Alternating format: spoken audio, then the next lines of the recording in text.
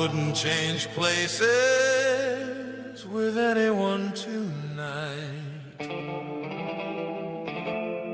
Slippy's gonna rank movies and no-sale scream factories demise.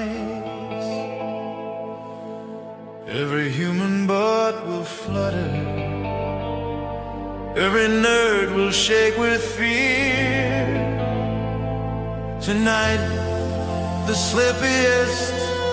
Tonight, the scoopiest. Tonight, the most slip-tastic night of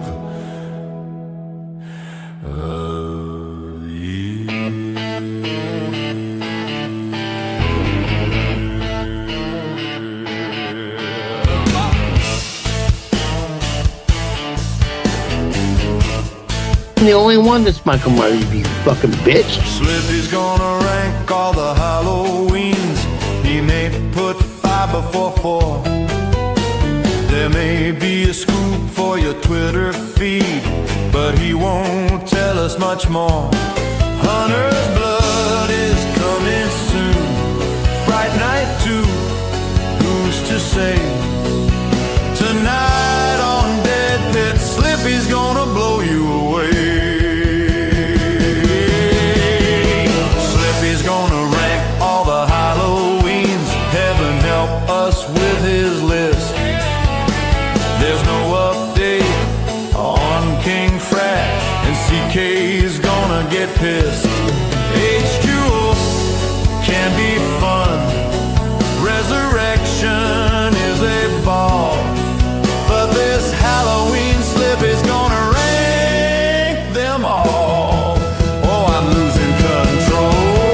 Slippy's gonna rank all the Halloweens. We got some bad gas from those refried beans. Bushwhackers' favorite are canned sardines. Slippy looks just like Idi Amin. Has anybody seen my kid's cuisine? After this show, he'll need dopamine. The craziest night you've ever seen. This Slippy, scary, creepy, scoopy.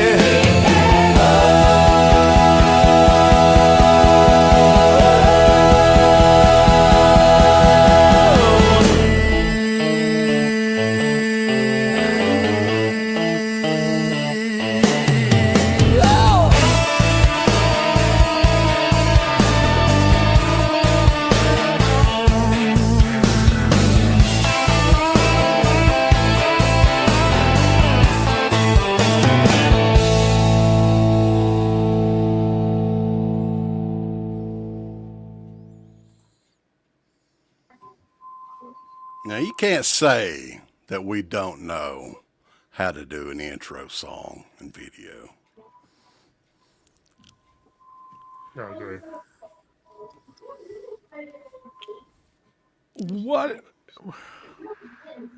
What the fuck was that? That was amazing is what it was. That was the slippiest thing that you've ever seen. Happy Halloween, Sleepy. That's our gift from you and Tom Matthews. Mm-hmm. Or to you. There you go. Why do I keep coming back here? So, fucking Garrett, is it like a Mogwai Michael Myers? Like, what the fuck is going What the hell on? was with the streak in the hair? It's like a Vanilla vanilla, Mike, dude. vanilla Oh, it's Mike. it's Vanilla Ice Michael yeah. Myers. Mm. Oh. I swear to God, I thought it was a Mogwai. That's why I told people not to be late, because we're going to have some crazy shit going on early on this show. Happy Halloween, everybody, and welcome. It is the ranking Halloween episode. Slippy's going to rank all the Halloweens. I'm excited. He's speechless. He has nothing. I really think that song just knocked the wind out of him. You know what I mean? He can't Yeah, kind believe of like it. a kick to the crotch. It's just kind of like, What was He's it? like, wow. Was it the Like Tony that- Moran spot? No, I think the King Frat mention was a bit unnecessary. What about Idi Amin? We threw that in there. I Yeah, thought you'd thanks for appreciate that. Thank you. Okay. I always appreciate being reminded of the time. Let me ask you a question though. Have you ever been on another show where they compared you to Idi Amin? No. Well, there you go. I mean, that's why you keep coming Well, back. there I go. What? This is the best thing going today.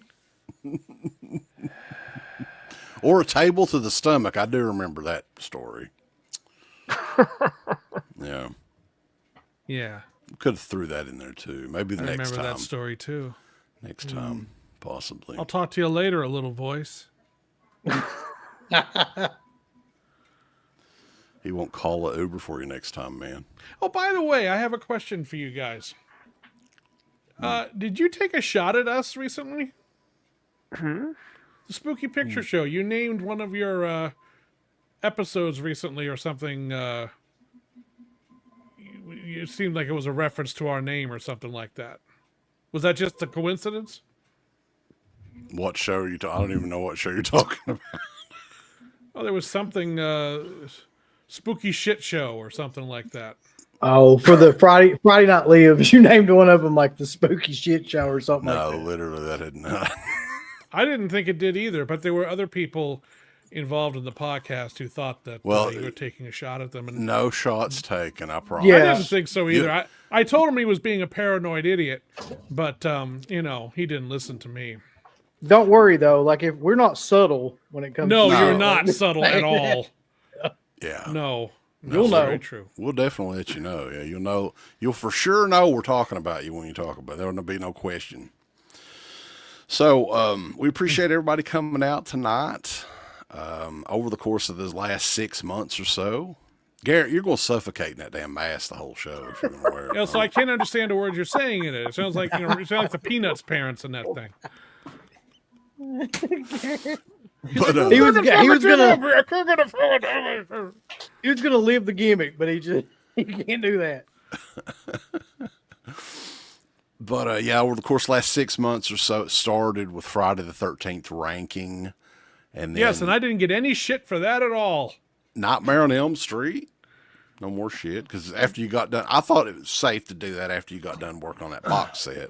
It's finally out and everything. The box set that doesn't have hardly anything new on it.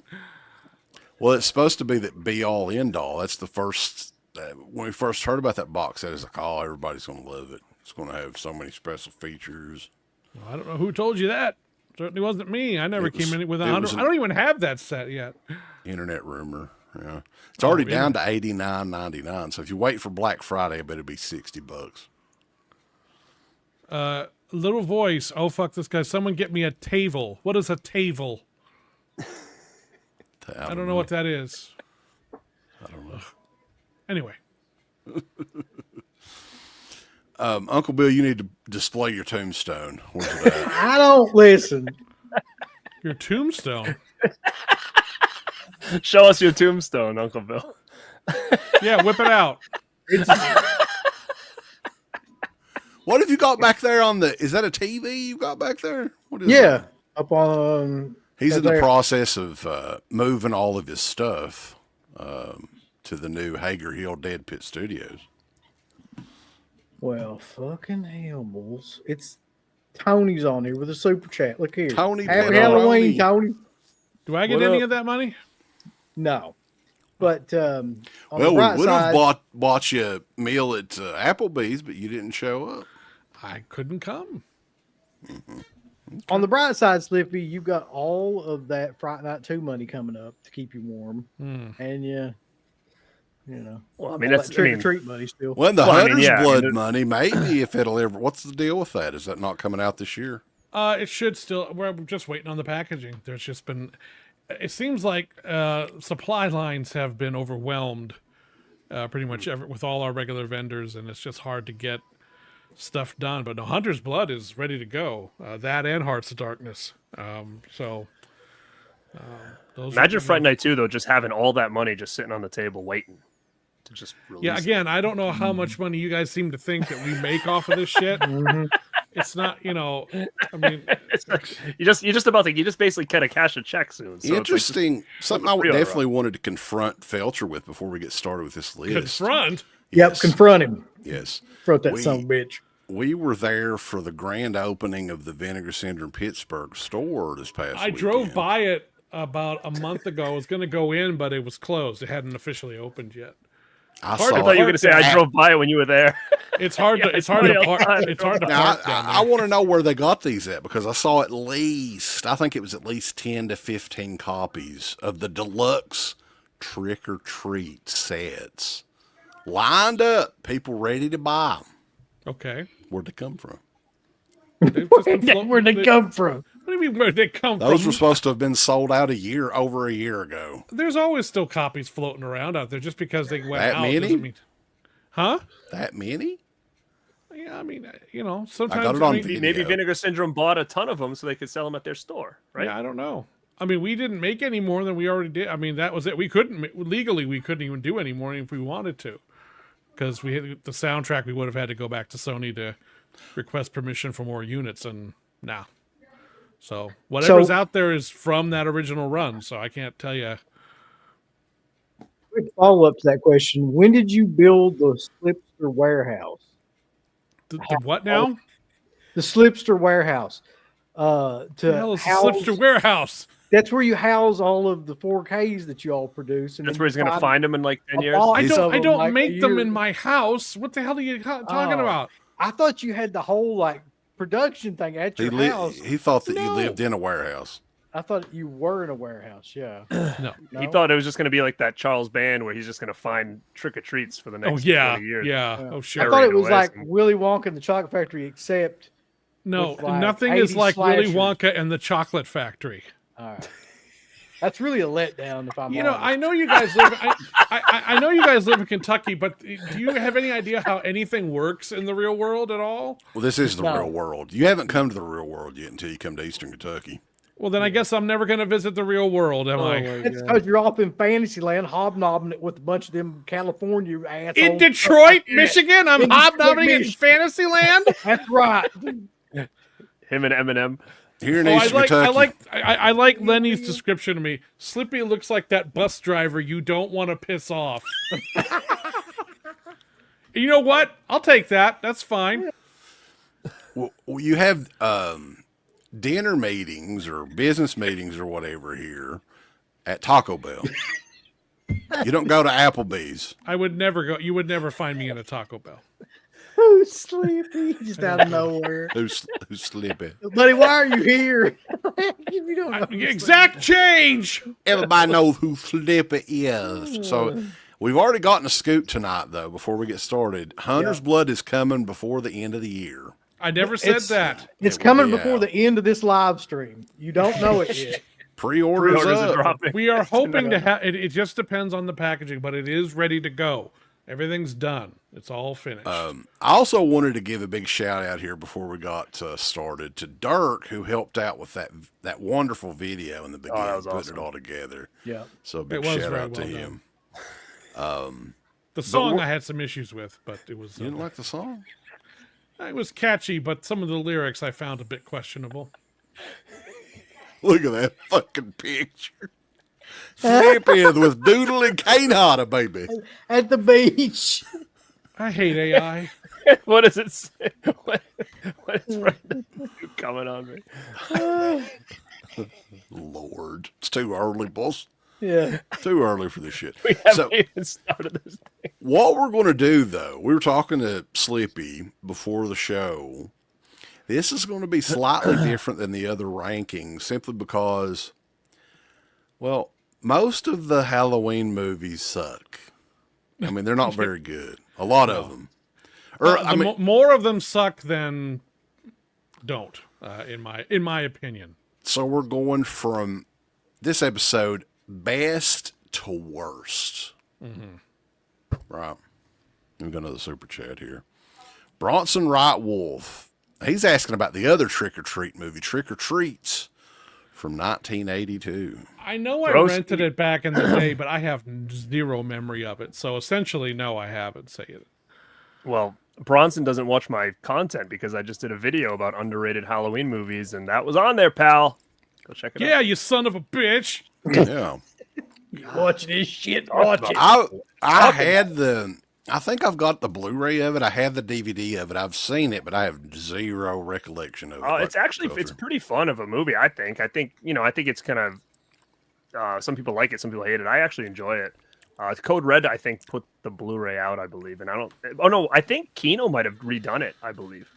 I know I that have you a worked. Code Red one. You worked on this one, Slippy. I got the VHS copy of Haunted Wayne. I reconstructed that movie. Look at how high tech this shit is now. This just blew my mind when I opened this thing up. Have you ever seen one of these? Yeah, Don't they did look- one for the Ripper. Don't look directly into it. It's like the deadlights from It. No, I reconstructed Haunted Ween, and I discovered that we actually had. They shot the music video while they were making the movie, so I was able to go back in and do a whole new restoration on the music video as well. That's awesome. Killer. And you know that there's evidently one character in that movie that talks exactly like Uncle Bill. There is a guy in there that is such a fucking dead ringer for Uncle Bill. It was distracting while I was putting it together. And I kept waiting for him to get murdered, and he never does. Uh-oh, he's the hero. Yeah. Well, Oh, yeah. little do you know, that was actually me. I love it. You were that old back in 1986? Yeah, he's or really whatever 67, Uncle Bill is. Oh, my God. I'm immortal. No, but I've always wanted to know if he's seen Haunted Ween, and did he go, oh, my God. I was Yes. in this movie? And you Haunted Wayne. Bronson sent another super chat. Says, I watch your videos. I apparently missed that. Well, there's a lot. It's all good, dude. Just go. It's this month, so it's I put it out a couple weeks ago, and it's just I don't know, 10 overlooked Halloween movies or something. So yeah, check it out. But I A appreciate Matter of Pat says Uncle Bill kind of sounds like the character Hanks in Haunted Ween. That's actually not true. He sounds exactly like the character Hanks in Haunted Ween. There's no kind of like. There's, he's. That's My funny. God. That's awesome. That's high praise. All right. So High praise. everybody in the chat, we're keeping the chat open. If you guys have any questions or anything throughout, we'll try to get to them. But we're going to go ahead and get started because there's 13 films here Yeah. from best to worst in the Halloween franchise. What is the top tier? Top of the mountain, baby. King of the hill. All right. Well, I'm gonna just pull this, kind of just take this one out of the running and just kind of give it its own kind of classification, and that's Halloween 3: Season of the Witch, which out of all the Halloween movies is the one I revisit the most because I'm just not a big Michael Myers guy, and I really loved how original and wacky and crazy that fucking movie is. I think Halloween 3. Obviously, they wanted to try to create a franchise that was more dependent on the Halloween holiday and take it away from Michael Myers. But by the time they got to Halloween 3, it was already too late. They had done Halloween 1 and 2. Actually, it might have already been too late after the first one because that character made such an indelible impression. But it was, I really loved Halloween 3. And I just think it's such an original take on the story. I mean, there's really no other movie like it. And you got Tom Atkins being peak Tom Atkins. I mean, he's just like he's a horrible doctor. He's not a really good guy. He doesn't. But man, he's pulling some good ice in that movie. Yeah. Yeah, I mean, he's drinking most of the time. He's not doing his rounds at the hospital. He's banging the girl he's trying to help, and ultimately he kind of probably fails to stop the the apocalyptic child massacre. One station had not taken it off the air yet. So while we're on to Halloween 3, though, because this is an interesting story. So at what point do you think that the fans, because for years and years and years, decades really after the movie came out, everybody hated Halloween 3. That was at what point in time did you think that sort of changed? Because now it's become definitely one of the more beloved sequels in the whole franchise. It started about because I did the Blu-ray edition of that in I think 2011 around The there. Scream Factory one, is that the one Yeah. you did? Yeah. I think that was the exact turning point in my opinion. It came about 5 years before that. I would say because they started getting some screenings and some more attention. But yeah, I think the Blu-ray certainly helped kind of up the. Well, the documentary, if I remember correctly, they were talking about how much it was hated still, right, on the documentary. Yeah, I mean, it was to some degree. I mean, certainly more now. I mean, I think certainly in the past 10 years, there has been much more of a kind of, okay, yeah, it doesn't have Michael Myers in it. We're over that. Now they're kind of just judging it on its own merits. Because it's not like you can't get plenty of Michael Myers movies anyway. You know, back then it was probably like, we want more Michael Myers. He's still kind of fresh and new and exciting, at least back then. And now you're giving us this weird thing with masks and Stonehenge and kids' heads melting and bugs coming out. But, you know, I guess for me it was, I think at this point now people are much more open and receptive to it. And I think that, yeah, certainly in the last 10 years, there has been, I think, a pretty big sea change in how that movie's viewed. Or at least people are much more open to judging it without being like, well, why? Well, there's no Michael Myers, so the hell with it. Interesting, yeah. I mean, there's a couple of movies that was like that back in the day, though, too, around the in the 80s. Texas Chainsaw 2 was another one Oh, that yeah, was that pretty was much one. hated when it came out. Friday the 13th Part 5 is still, I think, kind of hated. Day of the Pretty Dead was hardcore. not as well loved as it is now. I mean, there was a lot of films that, you know, were Elm coming Street after. 2, I feel like kind of falls in that category too. Which one? Elm Street 2, I felt like always Oh, felt like yeah, a little bit of sure, a black yeah. sheep to the franchise for a long time. Yeah. So, you know, it's just a matter of, you know, time lets people, you know, people let go of their own. Well, it's demands and interesting when you look at expectations. the franchises, too, like how well some of these movies have aged. And some, you know, like fine wine, and some of them have aged like freaking milk or whatever, you Yeah. know. Crazy Fat Ethel's finally getting its due. All right, this has Frat. gone off the rails already. So, but yeah, so I would say Halloween 3 is kind of, I don't want to necessarily include it in this ranking. Well, and Tommy Lee Wallace is I think he's an underrated director, too. He's done some Oh, great I shit. absolutely agree. I absolutely agree. I think he did a great job with Halloween 3. I think he did a really good job with Fright Night 2. And, you know, he's one of those guys that he just, Stephen never King's got- It. yeah. Oh, yeah, Stephen King's It. I mean, that was probably the biggest success he had as a director. But, you know, he's very good. And he's one of those guys that looks for an original take on things. You know, even in something like Fright Night 2, which follows very closely script-wise to what the original was, he still looked for original character moments and wanted to do something that broke out of that mold.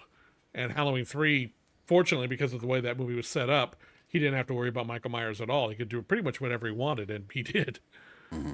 So anyway, so that's Halloween 3 is its own special thing, which I'm not going to include. King in of the other Hill, top shelf. yeah, yeah.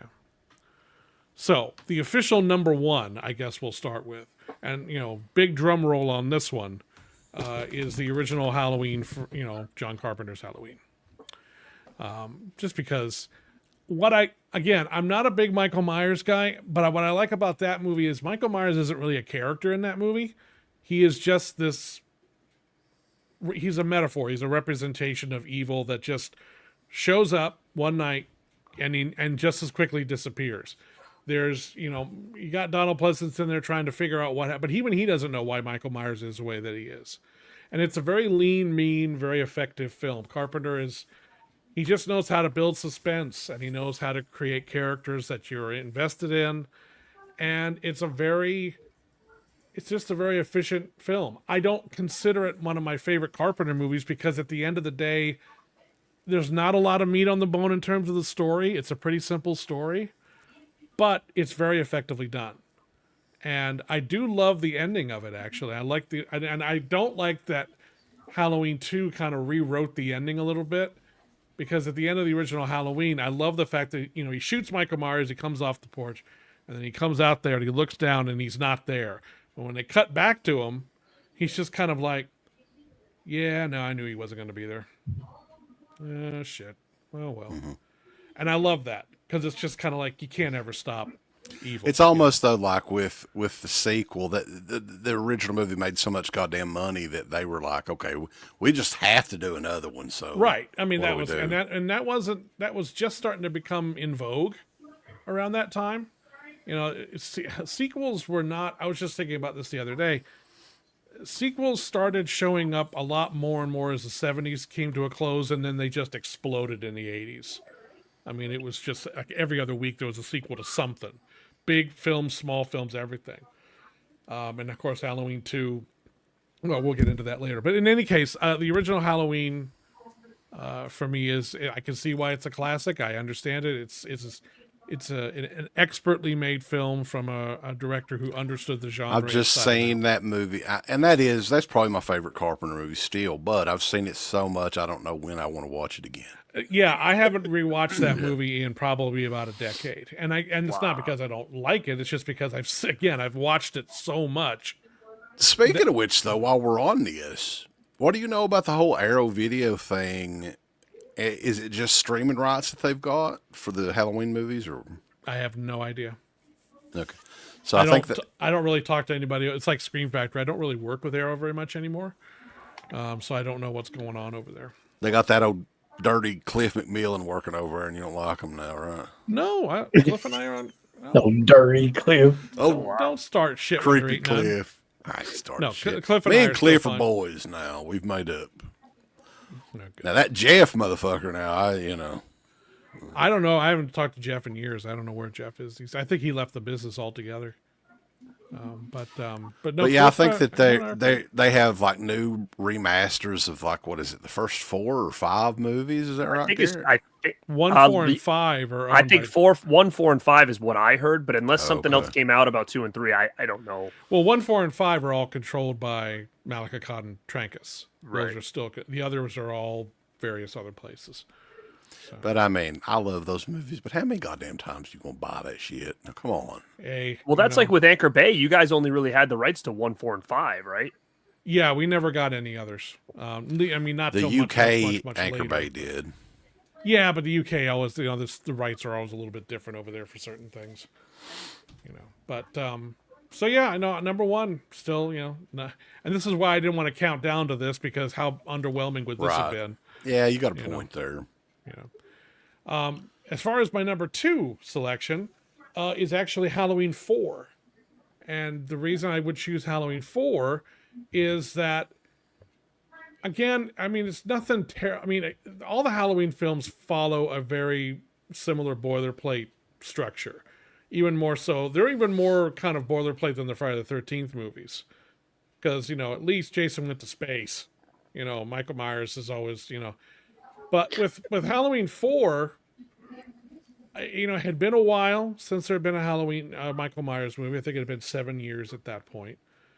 And Dwight Little does a very good job with the film, even if it's got some ridiculous plot points and a couple things that don't quite add up.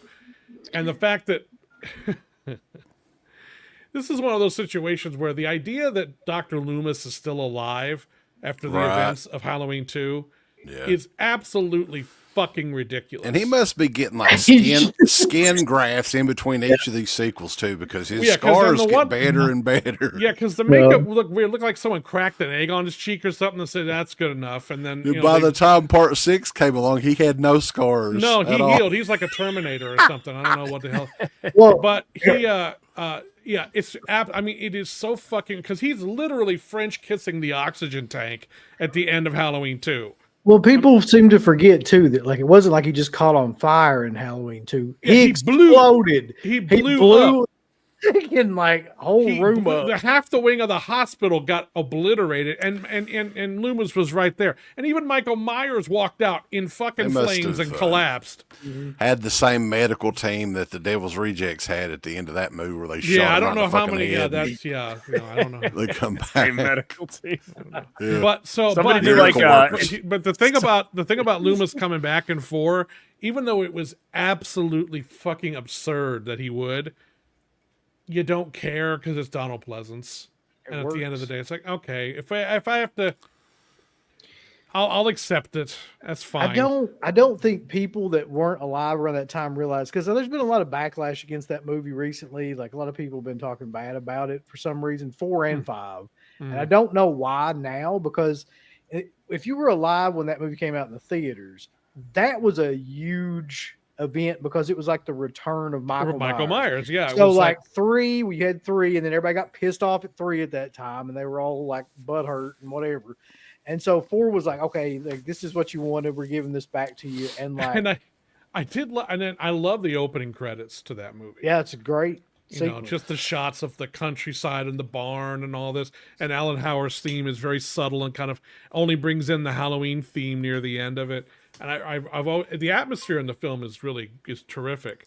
And I did like the twist ending, when it's revealed that, you know, she's gonna kind of carry on the legacy now and become the new Michael Myers. I loved Ellie Cornell, the Rachel character. I thought it was a very solid film. If it wasn't blazingly original, fine. But as far as a return to form for I thought it was. What about Kathleen Kinmont? She was. I loved her death. When she's run through with the shotgun, and you know, it wasn't overly graphic, but it was very visceral because you just could picture what had happened to her. What about the Jamie Lloyd character? This is Laurie Strode's daughter, right? Yeah, and yeah. Her, I guess Laurie died in a car wreck. That's what they say. Something to that effect. Yeah. And I thought Danielle Harris was very, very effective in the role, even more so in Halloween 5, but we'll get to that. I liked that character, and I didn't like how they resolved it in Halloween 6 at all, but we'll get to that too. Halloween 4 is overall very good. If, you know, there's only a couple of problems here and there with it that I don't quite buy, but at the end of the day, it's like there's always going to be some unbelievability elements with these films, but it's... I don't know if I agree with that Matthew Horror. She's a nice lady. But I was... no, I think Halloween 4 stands up very well. And I think it's... That was the first Halloween movie that I ever saw as a kid. So, like, when I was the first one up, I saw in the theaters. Yeah. It was when I was growing up, like, I was big into Jason Voorhees around this time period and Freddy and everything. Do you think the popularity of those two characters brought Michael Myers back? Oh, absolutely they did. I mean, look at 88. There were so many horror sequels in 1988, including, you know, Jason had one Phantasm sequel in 88. Phantasm, well, Fright Night 2. There was Critters 2. There was Hellraiser 2. You know, Nightmare 4. That was the pinnacle of Freddy's popularity that year. So that was a big year for horror. And so Michael Myers coming back makes perfect sense. Because, again, it had been 7 years since we'd seen him. So it was... it is a little bit, though, when you watch... when you see the poster for the movie, it's like, oh, Michael Myers. And then you see the mask in part 4, and you're like, well, what happened here? What's funny is, so evidently the mask is actually like a Captain Kirk from the Captain Kirk sculpt or whatever, but they just fucked it. Like, I guess the painting and if it's a sculpt, it's a shitty sculpt because it doesn't look anything like. Well, that's what I heard. At least it was like a Captain Kirk mask. And then there's that one shot in the movie where his hair is what, pink or something? White. It's like the mask is pink and the hair is white. Yeah. Yeah, and no one said anything. It's like, did he walk on set going, there's something that's not right? Magic shrooms that day in the editing bay there. I can't quite put my finger on it. Just walks in. Like, there's something up here. I don't know what that it is. That mask in that scene just looks perfect. But imagine like him doing that and I'm like, action. Like, it's like, wait, what? Oh yeah. Somebody brought this up and now I can't unsee it, but they were like, there's not been a good Myers mask since the first movie. I like 2 personally. Well, I think 6 has a good movie. 6 I think is pretty good too, but I think that most of them, like the later ones, the masks are the masks are my least problems with the Chris Nelson ones are all great. Mm-hmm. I mean, those are basically copies of the original. I don't like the H2O one at all. H5 sucks. There's like 7 or 8 H2O ones. Resurrection, I don't even know what the fuck that is in Resurrection. That's awful. The problem is Bozo hair, isn't it?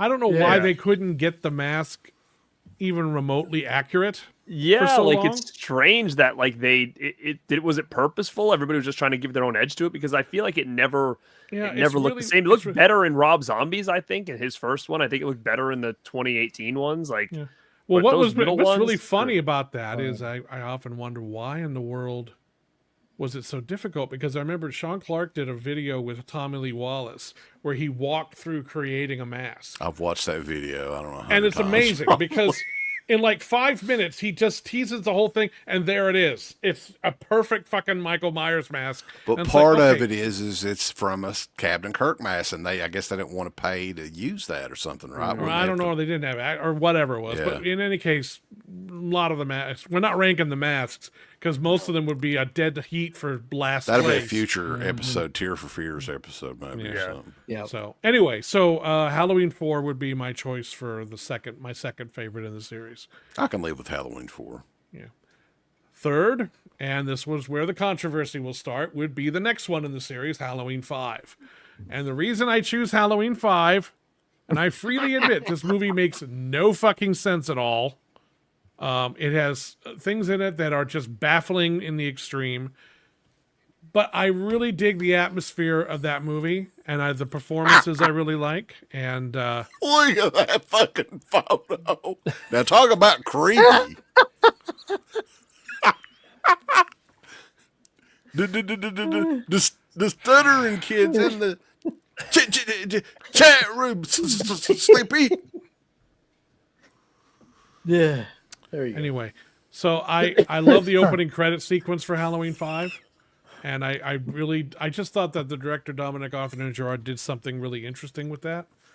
Did I miss something, or is this news? I'm sorry, Slippy. Is he mean of Jason? What new Matt? I thought that. He's probably drunk. I just wanted to highlight this photo again. I love that fucking picture. That's when he's looking at her like, I got he's looking this at for Jay. you, Jamie. It's for you. Look, it's a wacky ass movie. I'm not gonna lie. I mean, it's just totally bizarre. But Ellie I guess- Cornell looked hotter than fuck in the beginning of that movie. She should have been in the movie longer. Well, that's a big pony. I mean, I understand why they killed her, so it was kind of to let you know that all bets were off. But I liked her character so much from from Halloween 4, and I didn't like the way she went out in that. It was just kind of like, ugh. She was fine in Halloween 4, but I don't know what happened from Halloween 4 to Halloween 5, but she had it going on in Halloween 5. Didn't they just stuff her in a closet or something? Like, you don't see her get killed. Well, you right? see her Like, get it's just- stabbed, and then okay. when Jamie goes up to the attic, She she's one of the discovers people up in her, the yeah. attic. That's and it's it's just I don't know. Well- It didn't work for me very much. But I think Daniel Harris's performance in Part 5 is really, really strong, and I did enjoy, even though it does. I mean, here's the thing: the sequence where she's in the vent, and need Michael to do Myers is trying to is great, but the Myers house has suddenly become a gothic mansion overnight. I don't know what happened. It was just like went from this little suburban house to this gothic mansion with stone. It's like, what the fuck happened to the house? Something I was thinking about, too, because I watched Halloween 5 again not too long ago. How many of these damn Halloween movies involve a party, a Halloween party? Like, it's almost all of them. I Or a mean, costume party of some sort, right? Do you want? Do you want Yeah, to bring up the scene that they fixed in Halloween 5? Remember when it was like, it was Oh, God. like he just shows up. Instead of the fucking, like, bum with the heart of gold, it was like some sort of, oh yeah, the Dr. Oh. Death sequence. yeah. Yeah. I put that back together for the. We're yeah, you kind of did. I don't know what happened there. What? Don't you remember that video that I sent? Oh yeah, the black level. And then you stuff. said that they like messed it up. Didn't you say that wasn't like the real, like the final edit of that? or No, something? well, the black levels got screwed up somehow, and then all he of a just sudden, shows up. "Wing." I think Yeah. that it fucked up only on certain players, though, to be fair. Like, I think some because players... originally he's supposed to come out of the darkness, but because they screwed up the black levels, he just pops up, and it doesn't. Yeah. No, it doesn't work at all. Can we talk about the fact, other than that, though, that he's on like a fucking water slide at the beginning of this? Not movie? only that, The he changes masks. He gets blown up in the fucking... Halloween mine- 4 ending. the mine shaft ending, right? and then the water changes cut, his mask. He's got a different fucking... That goddamn terrible ass, whatever that mask is. The bird in mask, 5. yeah. And then he's just playing slip and slide down the River Wild for a little while. Yeah, it's a weird sequence. It's a really weird sequence. And then again, so much. What about my Halloween 5. favorite character in the movie, though, Part 5? Wendy Kaplan, who plays Dana. You know, a lot of people hate that character. I always liked her. I'm sorry, I always liked Tina, so I'm not going to. What was the thing she kept saying over and over again? It was annoying as shit. Remember, she kept saying it like at that one scene. Everything. Like, Everything she said. She was annoying. She was an annoying character for sure. But and then of course the whole thing with the Man in Black, they didn't know what the hell they were going to do with that anyway. And then it did finally get resolved in Halloween 6, but to an incredibly unsatisfying degree. But it's one of those movies where it's like they wanted to try to mix it up, and they put a whole bunch of ideas together that really didn't make a lot of sense. But again, When it was very rushed too, right? yeah, I mean they had it out 1 year later after Halloween 4, and it was a film that has a lot of problems. But for some reason, When they introduced a lot of shit in this too, because in this one Jamie is mute. yeah, and then And and of course, and Donald. This was, I think, the craziest we ever saw Loomis. Yeah. Loomis was completely unhinged in this thing, and there's that whole weird moment where they're trying to get her to. She's seeing telepathically through Michael Myers' eyes, and she's like trying to say cookie, and he goes cookie woman. It's Is that true? Did she pay you off? no. Say these things. Well, we know if Rob Zombie's Halloween's next, there's something bad going on. She's in that one too. So Fucking shit if it is. where the hell is Halloween 2? okay, well, anyway, so that's one that's aged like milk, in my opinion. I We'll love talk that about movie, it. man. Anyway, so I think Halloween 5 for me, even though, look, I freely admit its flaws, I think that one just gets a big pass from me because of the direction. I just think it's a very stylish. I love. Do you like the clown music for the cops? That they just No, I don't like the clown music, and I don't like the. They're the Only a goofiest fucking French guy would laugh at that. I'm sorry. Yeah, I mean, look, not everything's a hit, but I mean, I love the barn sequence. I think it's so well done, and again, the chase through the corn or the field or whatever. I mean, even the stuff inside the Myers castle, I really enjoy. I mean, it's one of those films where I can't really defend a lot of its creative choices, but again, I just remember I really enjoyed watching it in the theater, and when I revisited it a few years back, it was like, no, I really I enjoyed will it. say this: the 4K of that looks freaking phenomenal. It's a beautifully shot film. The director of photography Yeah. on that, Rob Draper, who also did Tales from the Dark Side of the movie, and I think of 4 and 5. I think 5 looks better for some reason. it does. I think Yeah. it does. Yeah. Now this is the beginning of the Thorn mythology too, Slippy. What are your thoughts about that? Which does not pay off, but we'll get to that. So anyway, so Halloween 5 would be my third choice for Third my favorite. best. Third best in the series. And then number 4 is Halloween 2. Yes. The Rob Zombie one. What the What? fuck? And I will tell you why. I will tell you why. Jesus. That is Scout not paid him off too. It's not a good movie. It's not a good movie. But you know what I love about it? It's so batshit crazy that I just can't help but love it. Because that movie it was clearly Rob Zombie was like, I don't want to be doing this movie, but they gave me a bunch of money and a release date. So fuck it. I'm just going to do whatever crazy shit I can think of. It doesn't have to make any fucking sense. And I'm just going to have actors doing whatever the hell they want. Stream. And I'm sorry. People are mad. He's Like, made 'em people are mad. rioting in this damn chat. It's like Already. crazy. I don't give a fuck. I liked Halloween 2 a lot because of just how What Again, cut? What I cut? tend- Director's cut, theatrical cut. the theatrical. The director's cut has some interesting stuff in it, but it's Yeah, the director's cut goes a little bit haywire with poor Scout. I mean, I love her and everything, but yeah, and it's also just it's. I mean, neither version is really a very coherent flick. But I don't know. I just Halloween 2 gets a pass from me just because of how batshit weird and crazy it is with the white horse and the whole. I mean, it's just I don't know. It's so, and I guess the Halloween movies that I respond to the most are the ones that are not like Halloween movies. I guess again because I'm not a big Michael Myers guy. are you a big Lord of the Rings fan? Huh? Well, they got those wide shots of Michael traveling the hills Countryside and walking around the like a hills bum. in the countries. Yeah, Oh, Yeah, look, it's again. I know I'm going to take a lot of shit for how the it being, Ah! but I like it. I wanted to when after the end of that movie, I wanted to die. I So there hate you that go. movie. So that that's I'm sure. I'm it's a gonna lot be of people. honest though. I'll be honest with you. Like that movie has grown on me over the years because of what you just said. I don't think it's a good movie. No. But it's got a lot of gore. It's got a lot of just insanity in it. And like it does seem like he just doesn't give a fuck. It seems like he's just like doing whatever he wanted to do. Yeah. Put stuff in there, crazy stuff that really doesn't make any sense. But like, No, because he did not enjoy working with the Weinsteins, and also part of him really didn't want to be remaking Halloween in So, the first place.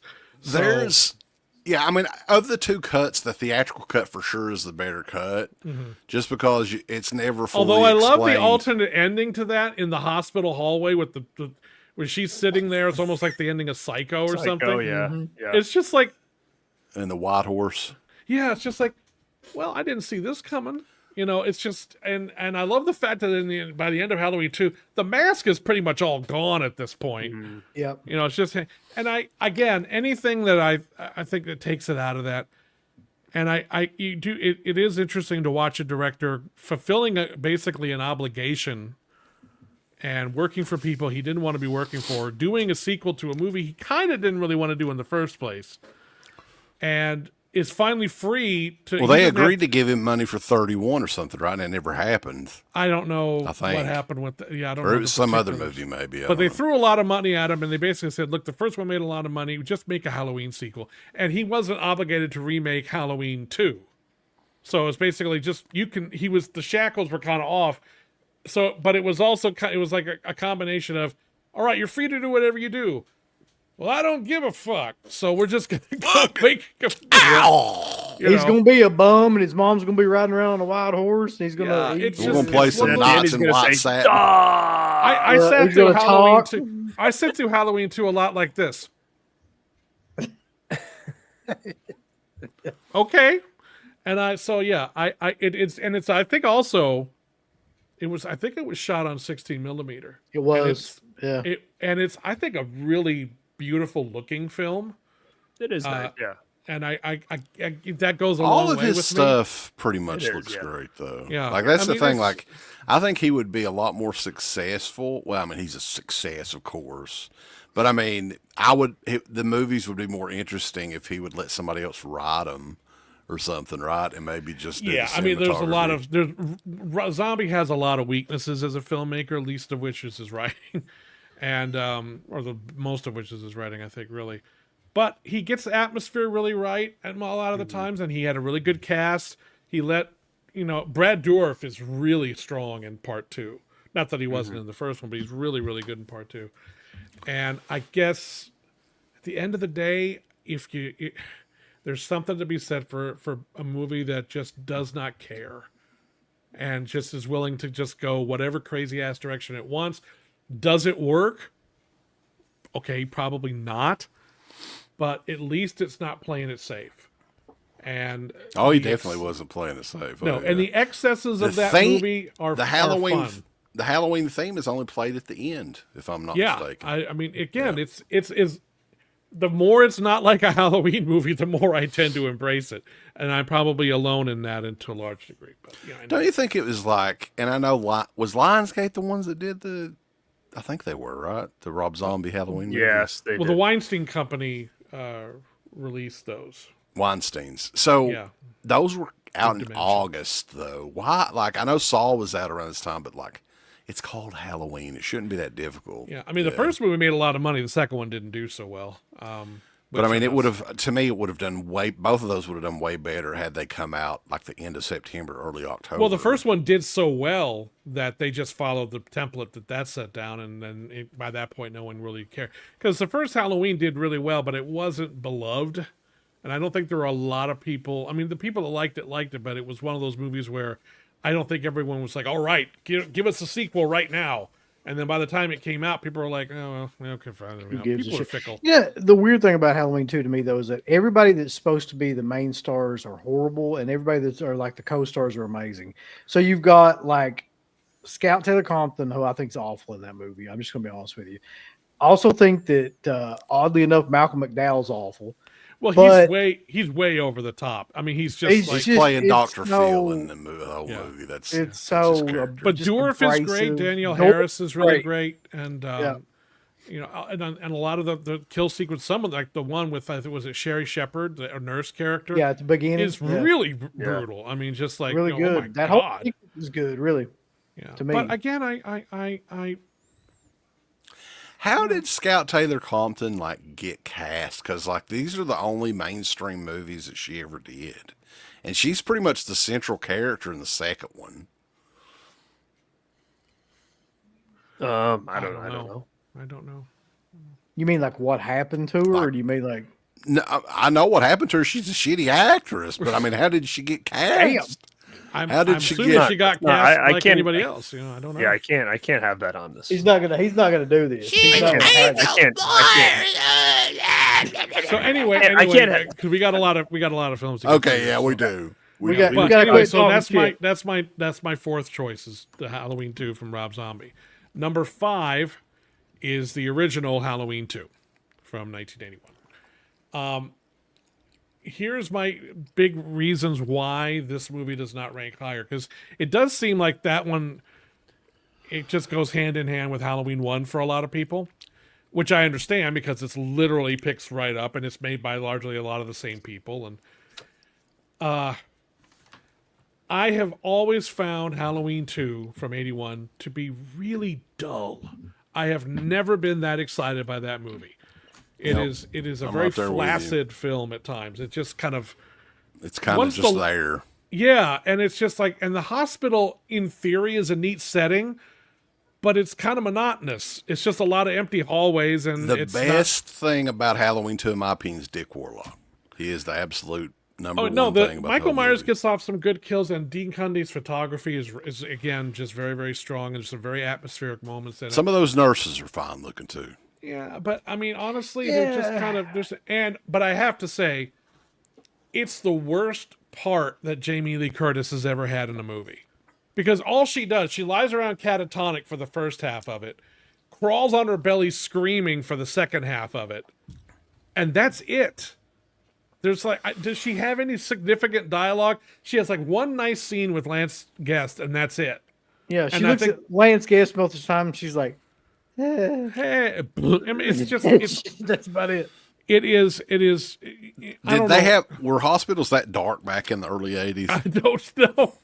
Because I mean, now, it's just- no, they're not. Yeah, and it's not very suspenseful at times. It's got some good atmosphere, but the kills are not. I mean, and you could tell. I mean, John Carpenter's gone on record a number of times saying he didn't want to do this movie. He wrote it. He got drunk in order to write it because he hated it so much. He came in to do reshoots when the original cut turned out to be even more boring than the Was John theatrical cut that we Carpenter as got with. grumpy back then as he is now? I don't know. I didn't know him back then, but But I mean, you can- heard stories. Well, he doesn't come off as someone who can just smile and say, "Okay, sure." You know, he comes off as someone who's like, Like Oh, lately, fuck. he shit on the substance really for no reason. I think. well, whatever. I don't know. He doesn't give a fuck anymore. I like and God zero bless- about it. Zero. He's like, no explanation. Just fucking, I hate it. I hate you. Hate you. I don't even know you, but I hate you. Yeah. Yeah, oh yeah, I just did not. Halloween 2 is one of those movies I keep thinking I like more than I do, and then I go back and I watch it. Oh my god, I forgot this movie's really. Yeah, dull. that's one of the prime examples of something that aged like milk, in my opinion. Like I used to like Halloween 2 a lot more than I do now, but yeah, I'm right. And there I with will you on say that this: one. at least it had what should have been a pretty definitive ending for Michael Myers, because the thing blows up. He walks out in fucking flames, collapses. His face is burning on camera for like a good 20, 30 seconds, and then the movie ends. There's no door left open for him after that. But of course, you know, money talks, and so they bring him back. So I appreciated that. But then the whole, you know, No, the theory- he heard that he had a niece, and that's why he come back. oh, yeah, that's another thing. The whole idea of Jamie Lee of Laurie Strode being his daughter, fucking dumb. It's just really dumb. And it's only because, well, it turns out Luke Skywalker is Darth Vader's, son. So that was the year before. So what? All right, she's related to him. That's the big revelation. And it's like, but that doesn't make any fucking. But don't you think that changes it makes it different? I feel like It doesn't make any difference in that movie. It doesn't make any because in that if they would have stopped it right at that 1 and 2, they would have never needed to do that. Yeah, and it doesn't. When it pans out into other stuff, I think that it makes it feel different than just an average slasher. There's only one film later that I think effectively uses that connection, and that's H2O. Mm-hmm. In 4 and 5, she's dead, and so the connections through the niece, the I guess her daughter's, But it would need to connect, or it wouldn't have. It wouldn't have. Yeah, made but sense, I mean, right? then again, I mean, Michael Myers can just kill. But then I'll get into that whole familial thing later. But Halloween 2 is just, I don't know, man. It's just one of those movies where I don't sense there's just no life to that movie at all, and I don't give a shit about any of the supporting characters at all. They're just there to get knifed, and that's it. And again, Laurie Strode's not even a character in this. She just screams a lot. Help me, rolls around, and I'm just like, I can see why Jamie Lee Curtis at this point was like, I gotta stop doing these fucking movies because. I mean, it's the worst part she's ever had in a movie. I really feel that because it's like, none of the Laurie Strode character that was present in the first movie is around in the second one. It's just, I don't know. I will say this though. The opening sequence of that movie where he's walking around the town, he goes in. That's pretty good. The knife and everything from the woman, and she. Yeah. I thought all of that was a really good kind of like continuation of that. Also, but I didn't like the fact that, first of all, they got the number of shots from the gun wrong in the beginning. He shoots, I think, 7 times instead of 6. And they changed Loomis's reaction to seeing Michael, because in the original film, he looks down and it's like, yeah, he's not there. And this one is like, oh! And it's just they refilmed some stuff. They might as well take some liberties here. And yeah, I mean, at that point, I guess. But I just, Halloween 2 just rings, and again. Do you hate titties, Slippy? Now, come on. Nobody hates titties. I got nothing against Pamela Susan Shoop. I have nothing against her whatsoever. Although I never understood, and nothing against Leo Rossi, who's a fine actor, and I really have enjoyed him in a lot of movies. She was way out of his league. Oh, yeah. I mean, come on. I like the Tawny. What was her name? Tawny Moyer. The little blonde with the short Leo hair. Rossi looks exactly like Robert Zadar without the chin. You ever notice that? Yeah, and how ironic that he ends up partnering up with him, so to speak, in Maniac Cop 2. Robert De Niro with the overbite. It's Leo Rossi. I like Leo Rossi's a really entertaining actor, and he's fun in the part in Halloween 2, but it's like no one would fuck. Nobody. He was in those Fast Getaway movies too, right? Wasn't he in those? Huh? Garrett? The Fast Getaway movies. I think he's Corey Haim's dad. Oh, he is. I that's think. the same guy. Yeah. I don't know. Yeah. So Halloween 2 is it ranks number 5 just because the ones I'm going to talk about now is a rogues gallery of bullshit. Alan Howarth's music in that. Oh, it's very good. John Him and Carpenter. Carpenter I did really, very good. that's Very really, good. really good. Yeah, Mr. Yeah. Sandman. I really And I do how like they the opening incorporated credits with that. the pumpkin opening up and there's the face on it. Again, there are good things in it and it's well made, but it's just but it's boring. That's the thing I keep coming back to with that movie is how really insufferably dull it is for the majority of And it. couldn't they have found a better wig for Jamie Lee Oh, it's a Curtis? terrible Jesus wig. It's a Christ. terrible wig. That sucks.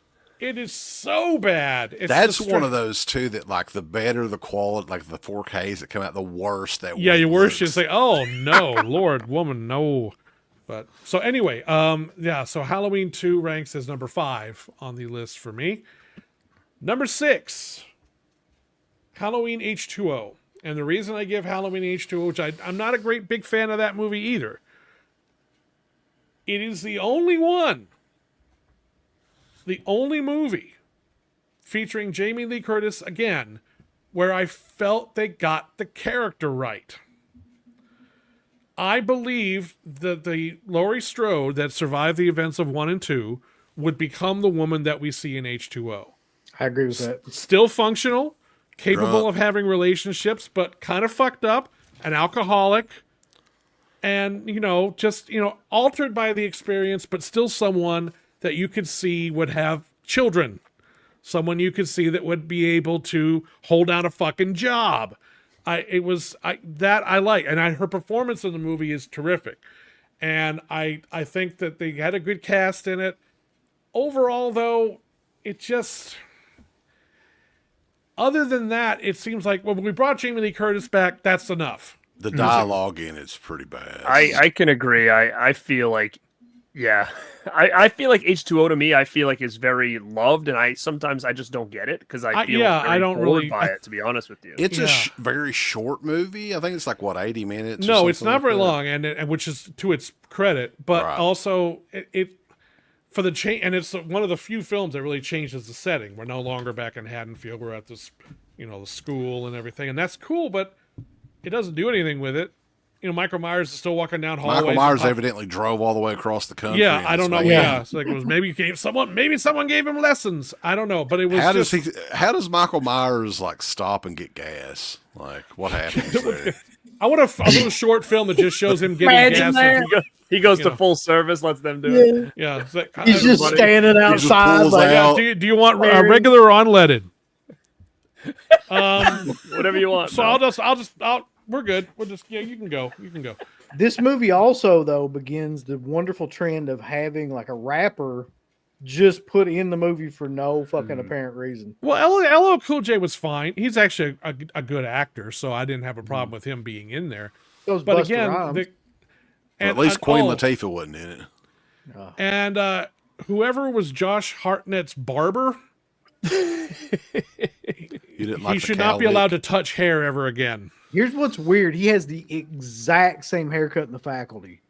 It's Yeah. like, Well, It's it the was same the year. same year, so maybe they just like, well, we can't fix that shit. So That's just the look. The cow lick look was Yeah, I That in guess was it. I don't know. Maybe it 98. was a late '90s thing, but yeah, it was. I mean, H2O isn't a terrible film.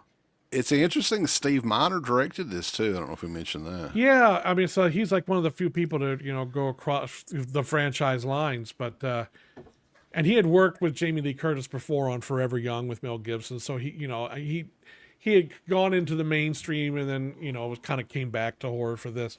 I guess I don't hate it, and it's a film that again I like the Jamie Lee Curtis character, the evolution of Laurie Strode in this movie a lot. It worked for me, and her performance works for me in this. But it's just, and I appreciated the fact that it really tried to definitively end the series. Oh, It's there's a great always a way ending. out of it. though. Yeah, the ending it- works very well because yeah. he's reaching out and she's just like, nah. And That this wasn't is where really the- him. And this is where the brother that's connection. the dumbest shit ever, by the way. Yeah, I it can't was wait just- to get into that. That But- was yeah. But so the brother connection works at least here. At least it provides a reason why this would be happening, and it's the only film I feel where that really came into play in any way that really mattered. But it's just kind of uninspired, and it's a flat looking movie. It's not. It kind of feels like a TV movie to me. It looks like every one of those like Scream ripoff. Yeah, movies. that's Those another problem with Miramax- the film. Is it's Right. basically a melding of a Scream movie and a Halloween movie, which is already kind of weird because Scream is so directly influenced by Halloween.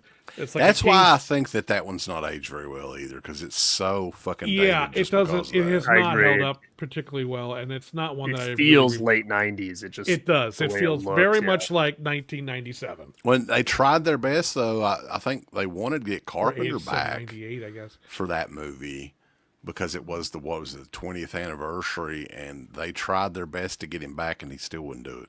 No, and I don't blame him.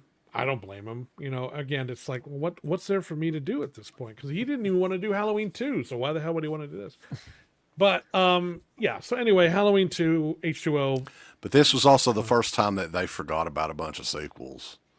Yes, this this would was not the be one the where last. they Yeah. ignored Halloween's 4 and 5, and just worked off of 1 and 2, and that's fine. That it's fine. Whatever. I didn't really have an issue with that, especially at that point since Halloween 6 had come along and it kind of fucked that whole thing up anyway. But so that's Halloween H2O. So that's my number 6 choice. My number 7 choice, which apparently I seem to have skipped over in my ranking, so now I fucked everything up here. Let me type something. Oh, so the next one is.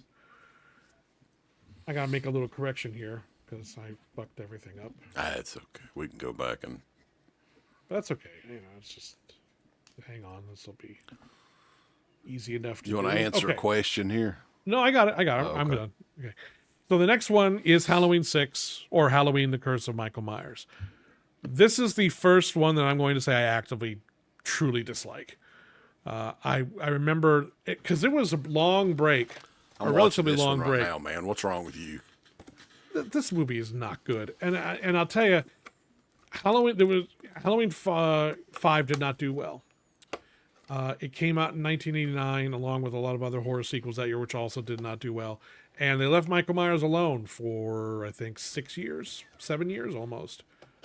1996 comes along, Curse of Michael Myers. They do pick up the story thread from part 5 and proceed to resolve it in the dumbest possible way. It is, first of all, they treat the Jamie Lee. Not only do they not bring Danielle Harris back for reasons that you can find out on your own why that happened, but they resolved the Jamie Lloyd character in, I thought, a really off-putting and nasty way, where she apparently gets impregnated by a child of Michael Myers, and then she gets torn apart on a wheat thresher. It's just like, what the fuck? It was just stupid. And then this is where the whole Thorn storyline really just gets way out of hand. And it's just so dumb. It's just, there's a cult following him now. And it turns out the Man in Black was a doctor that we saw in the first movie, but now he's played by another actor, so who gives a shit? And then there's this whole legend around the producer's cut. Well, the producer's cut's so much better. Not really. In fact, theatrical cut's the better of the two, for sure. the producer's cut has one of the dumbest endings I've ever seen, where Michael Myers is literally stopped. You can't shoot him, kill him, blow him up. You can't behead him. You can't do anything to him, but throw some pebbles down on the ground, and the motherfucker can't walk anymore. Well, those are runes. Yeah, Yeah. whatever. They're pebbles, and It's all an astrological thing, Yeah. right? Yeah, it is. Yeah. It is so. What a visually underwhelming sight that is, Michael. No, the rocks. No, not rocks. That guy's like it's Yahtzee. Those are yeah, fucking pretty runes. much. It's really Real quick really here, fucking lame. We got a super chat. I don't want to forget about it. Appreciate it, Movie Junkie John. This is regarding H2O. The story is Carpenter wanted $10 million to direct that one. The Codds or Weinsteins wouldn't pay, so he walked. And Well, I it don't was blame like him. this Shit, payback if to he him. could Sounds have right, gotten yeah. a $10 million payday, I'm sure he would have shown up. But it was no. Look, and Halloween. God, but Halloween 6. It's got some nice photography, and a couple of the kills are fun, even though they're way like when the guy the father gets his head blown up. Oh, that's By getting great. those, like, how That does that seems even amazing. work?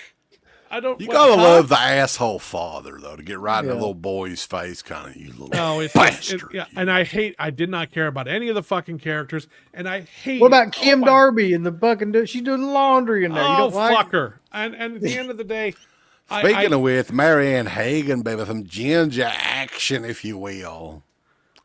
not a big Marianne Hagen fan, but You know, when anyway, you really think about the whole idea that he impregnated Jamie is wild, because like it's just it's- you, it's like her old uncle. Well, the originally though, And, like, Danielle Harris The age was difference must have been planned- insane, though. Well, to she come was going to back. come back, but then Yeah. there was some. She tells a story in one of the extras I did on the Blu-ray, and it's just like, Did you honey, ever I hear think you got lucky that they took you out of this turd because it's not. So that, like, evidently they were working on this movie for like 4 or 5 years before it ever started filming, and like there were all kinds of people originally attached to direct this They movie. were all. Yeah, they were. I mean, this movie went through a lot of changes. I mean, even Daniel Farrens, who wrote the movie, his script changed so much and became something so different than what he had originally and intended. he was like a really, really young guy very. back. Yeah. And he was a very big Halloween fan, and I think if his original script had been made, it would have been infinitely better than what ended up on screen. But it was again, Dimension Films, Weinstein's are involved, a whole bunch of too many cooks come in, and then it ends up with dumbass scenes like the little girl standing outside and blood's dripping on her. It's raining red. It's just I remember sitting in the theater going, that's it, I'm done with Michael. And I really was done with Michael Myers after that movie. I saw H2O because it was kind of an event thing. But after that, I didn't see any more of them in the theaters for a while. The only one I guess would have been Halloween Resurrection. That one did fairly well in the theater, though, if I'm remembering 6 did correctly. okay. Yeah. I think it did better than 4 and 5. It did well, yeah. It certainly did better than 5 did. I don't know if the final numbers did better than 4, but What it was are a big your video. Video. It was a big hit on video. I know that it was a huge hit on video. What are your thoughts about Paul Rudd? He's fine, but he's kind of a non-entity in the movie because his character's nothing. Paul Stephen Rudd in this movie. Yeah. But he's not given much to do except run around going, there's just What a about lot of the little ugly, big-eared little kid? Kill for me, Timmy, or whatever the hell I his don't name remember much about that. Halloween And 6. kids like, oh shit. I'm just there's- looking there's really just- goofy and scared. It's just not a good movie, man. And I tried to get into the producer's cut and see what people were talking about. I mean, does it make more sense from a story standpoint? I guess a little bit, but it's so visually underwhelming, and with the whole thing with the fucking rocks, that I just was like, I can't take this seriously. The whole movie ends up being we stop Michael Myers. What? The ruins. I mean, come on.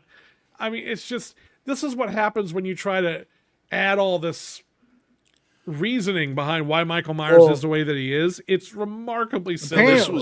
This was the last movie too with Loomis in it. Yeah, and you could tell that he was not doing well physically at that point. And he's still the best thing in the movie just because he's Donald Pleasance. But you could just tell that he was he was not long for this world, unfortunately. And at that point, they didn't even try to do any fucking makeup on him. I mean, it was just, Right. he had a big bushier beard, and I guess that covers up all the scars from the fucking explosion that he somehow survived. But whatever. Yeah, Again, from what it's I not- understand, there was still some stuff that they didn't shoot with him because they had started filming the movie in like October, and I think by that February he had passed away. Well, he was- doesn't I he don't know die that- like off screen? Like you just hear him At like the very Yeah, you just hear him go, ha, ha, ha. Yeah, it's Oh my god! I know a lot of people really like Halloween 6, and hey, more power to you. But I thought it was stupid then, and I still think it's a remarkably dumb movie that I'm just. I'd not first seen it on video though, because that was one of those that was made during a time period where I was kind of out of the horror genre for a little bit, and I was like, well, there's another Halloween movie, right? Because this was what the previous one was like 89 or something like that. So this Yeah, it was has been like a 6. long break. It was almost 7 years between And the two films. Yeah. I was always, I don't know why. I mean, maybe it just reminds me of that time period. Like, there's not many horror movies from the mid 90s from that like 80, 70s and 80s era. But yeah, I always liked the look of the movie and thought that it definitely had that Halloween feel throughout the entire movie. And it reminds me of like the grunge, mid 90s MTV era quite a bit. Yeah, it does have an MTV kind of music video feel to it, which is one of the reasons I don't like it very much. It does like remind me of being a MTV? teenager too, and I kind of Yeah. agree with you. I didn't really like this movie for a long period of time, and then after I watched the producer's cut or the 666 cut that I had to hunt down at conventions over the years, I got a new appreciation for the directors for the theatrical cut. And then I watched this again, and I was like, "Yeah, this is another one that does feel stuck in the time." But I feel like it's a time where I was like, hanging out in my room at like 16 or 15 years old, just watching horror movies on television. This feels to me like a TV movie, not a theatrical movie to me. But I do have a soft spot for this one now. So anyway, Halloween 6 is my number I 7. just skipped over that completely. It fucking sucks. So, What about yeah, Halloween? Do you remember the 666 DVD? Were you searching for that too? Yeah, no, he was. I really wish people would stop trying to make any version of this movie like an unsung classic. I think I have one of those bootlegs that's like 6 discs. I'm like, Halloween I don't even know 6. what's Me on too. them. Yeah, I've got that one too. 6 Like 4 or cuts. 5 I'm like, different what the cuts hell of did it. they Yeah. Dude, that was like a bootlegger's dream back in the day. And it took so long for that to come out officially. Like, why do you think that was? Like, just Well- out of the blue, they brought it out, right? Well, the reason was there were a lot of reasons. One is that the Weinstein Company changed the Miramax, that catalog, which was actually part of the Miramax catalog, that changed hands, and then it just kind of there just wasn't a lot of focus on Halloween 6 after a while, and then it was only when the Scream Factory thing happened, and it took us a while to track the negative for the producers cut down, and thankfully Dan Farrens had remembered that he had confirmed where it was at one point, like 5 or 6 years before, and had moved since then, and we finally located it. So that took some detective work. I've done more extra features for Halloween 6 than any of the others in the series, and it was very enjoyable to work on, but it still doesn't make me like the movie all that much more. But yeah, so anyway, we could just talk about that one forever, but so that's number 7 on my list. Number 8, the Rob's of 13, right? There's 13. yeah, there's 13 of the number 8 would be the Rob Zombie Halloween, and Wow. I'm specifically talking about the first half, which again, for me, the further away you can kind of get this from the conventions of a Halloween movie, the more I tend to like it. And even though I don't like the redneck caricatures and the fucking bitch, fuck, fuckity, fuck, bitch, fuck. I can't work. I'm busted up over here, woman. Yeah, bitch. A lot of that's just kind of like, okay. But it was interesting to see him really kind of delve into what happens when a kid is born out of this environment. And there's one scene in that where he gets revenge on his school bully in the woods. Really good scene. I mean, like really tense and disturbing scene.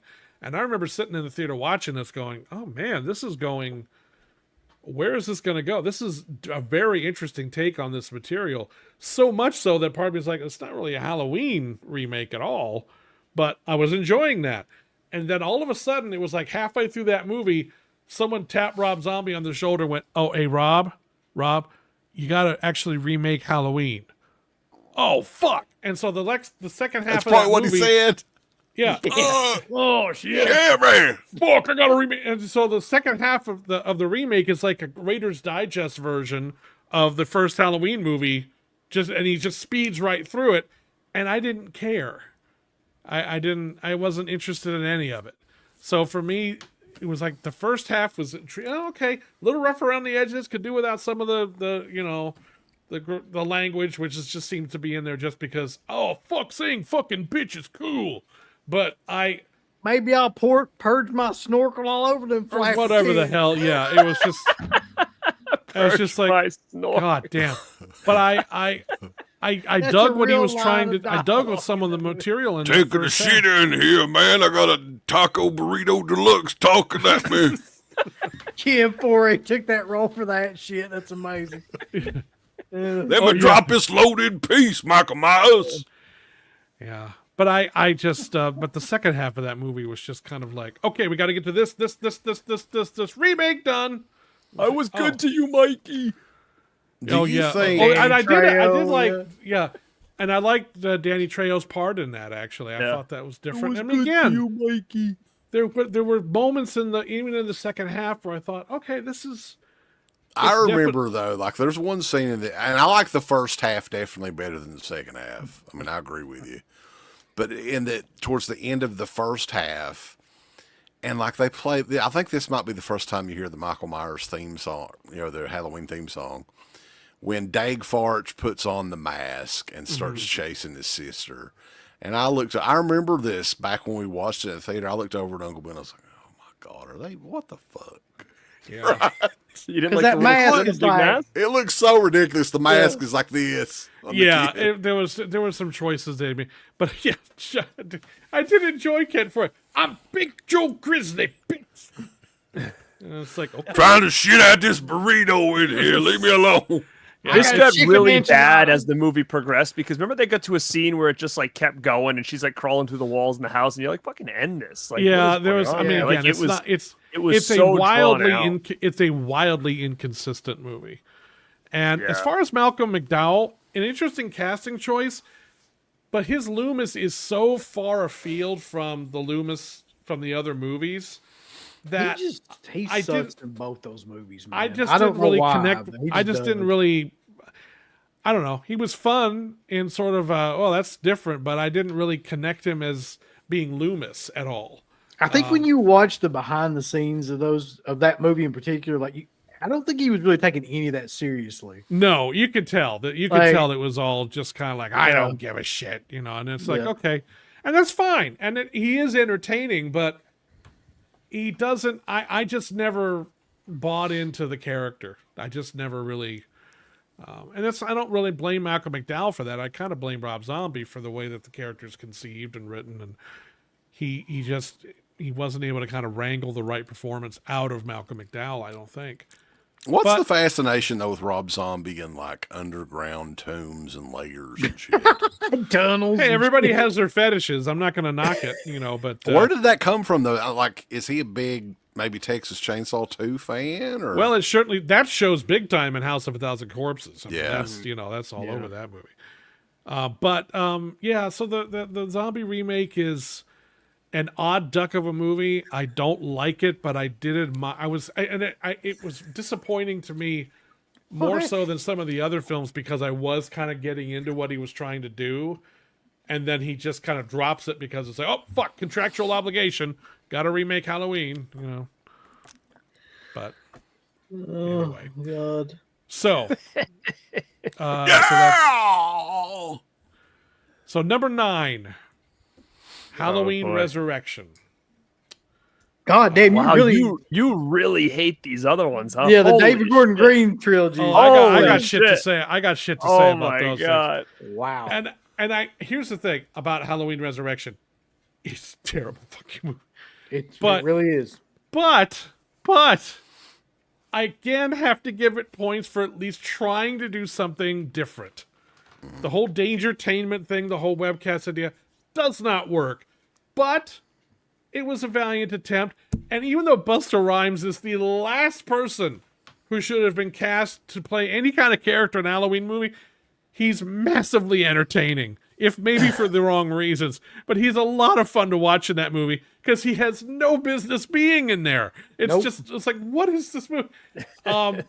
And He knows karate. I, He becomes Myers. It was a whole- and I hated the opening with Jamie Lee with the like the- big Oh, epic that's fall. brutal, yeah. yeah. Oh, there's it's- so many things wrong with that I can't Yeah. even like begin to. The fucking dude that's walking around that's like loves serial killers. That's just like scaring the shit out of everybody, and then he Yeah, like, it's just, and then the whole idea that it wasn't really Michael under the Yeah, mask. it's Somehow like just some he guy slipped- like throw it in Yeah. there. It's like a he's- it's like, medic. or come, something. come on, I put the mask on him, and you got like him. because that means that the guy actually was like under the mask and he couldn't talk, but instead of going "Ooh, no, ooh," he just goes. like- "Ooh." yeah. The other That'd have part, been me. though- Underneath, it'd be like me, not Michael Myers. Hold I Hold am not up. trying to Hey, kill you. Hey, no, wait a minute. Come on. On Michael's case. Not So yeah, Michael that Myers. was really part of dumb. that's ridiculous too is that the way that she gets killed is so there's a bunch wrong here. Michael Yeah. Myers all of a sudden becomes sentient of the fact that if he just acts like that character from H2O, that she'll come over to him and it Right. works. Like she's like stupid enough to be like, I've got to be sure. And she fucking walks over there and like check Yeah. on him. He's going,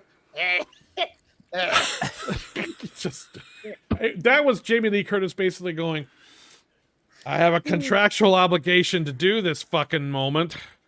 Yay. So it's just like, fucking get me awful. out of here. I was really Halloween Resurrection, and of course it has the most unappealing characters I think in any Halloween movie. Because you're just like, all these Dangertainment guys can go fuck themselves. A lot of from that era, just kind of throwaway, like popular, like like one of the American Pie dudes from kid. American Pie. Yeah, was in that. Yeah.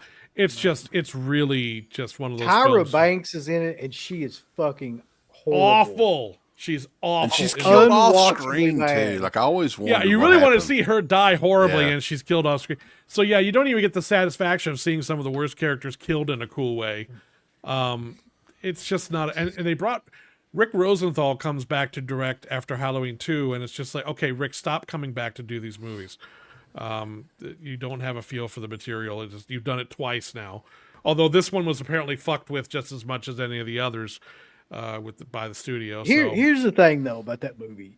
People remember the beginning of it, and they remember the end with the Busta Rhymes shit. But the whole middle of that movie is boring as shit. It's completely forgettable. Awful. It is. It's not very good. It is not very good. But again, Busta Rhymes is fun whenever he's on screen. But it's like, did you know you were making a Halloween movie? How did they? Because it's just. But again, he's entertaining, so at least I'll give him that. But it is. It's not a good film at all.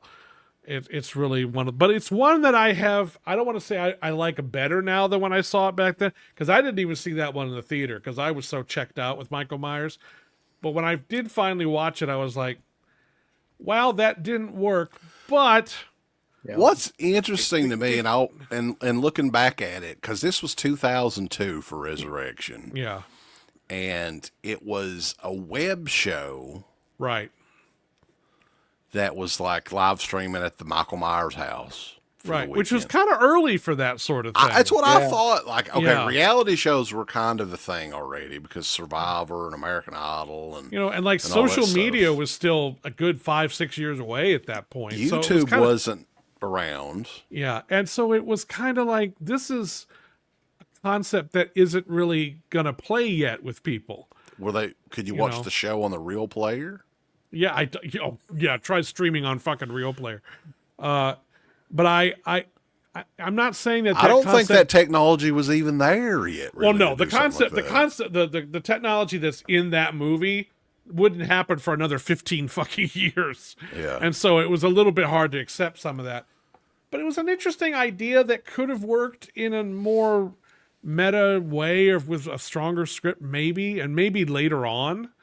But it's one of those movies where it's like, wow, they're really just grasping for straws at this point. Well, it's the original, like of the original 8 movies, it's definitely the most throwaway one of all. Oh yeah, there's really nothing. It doesn't belong at all.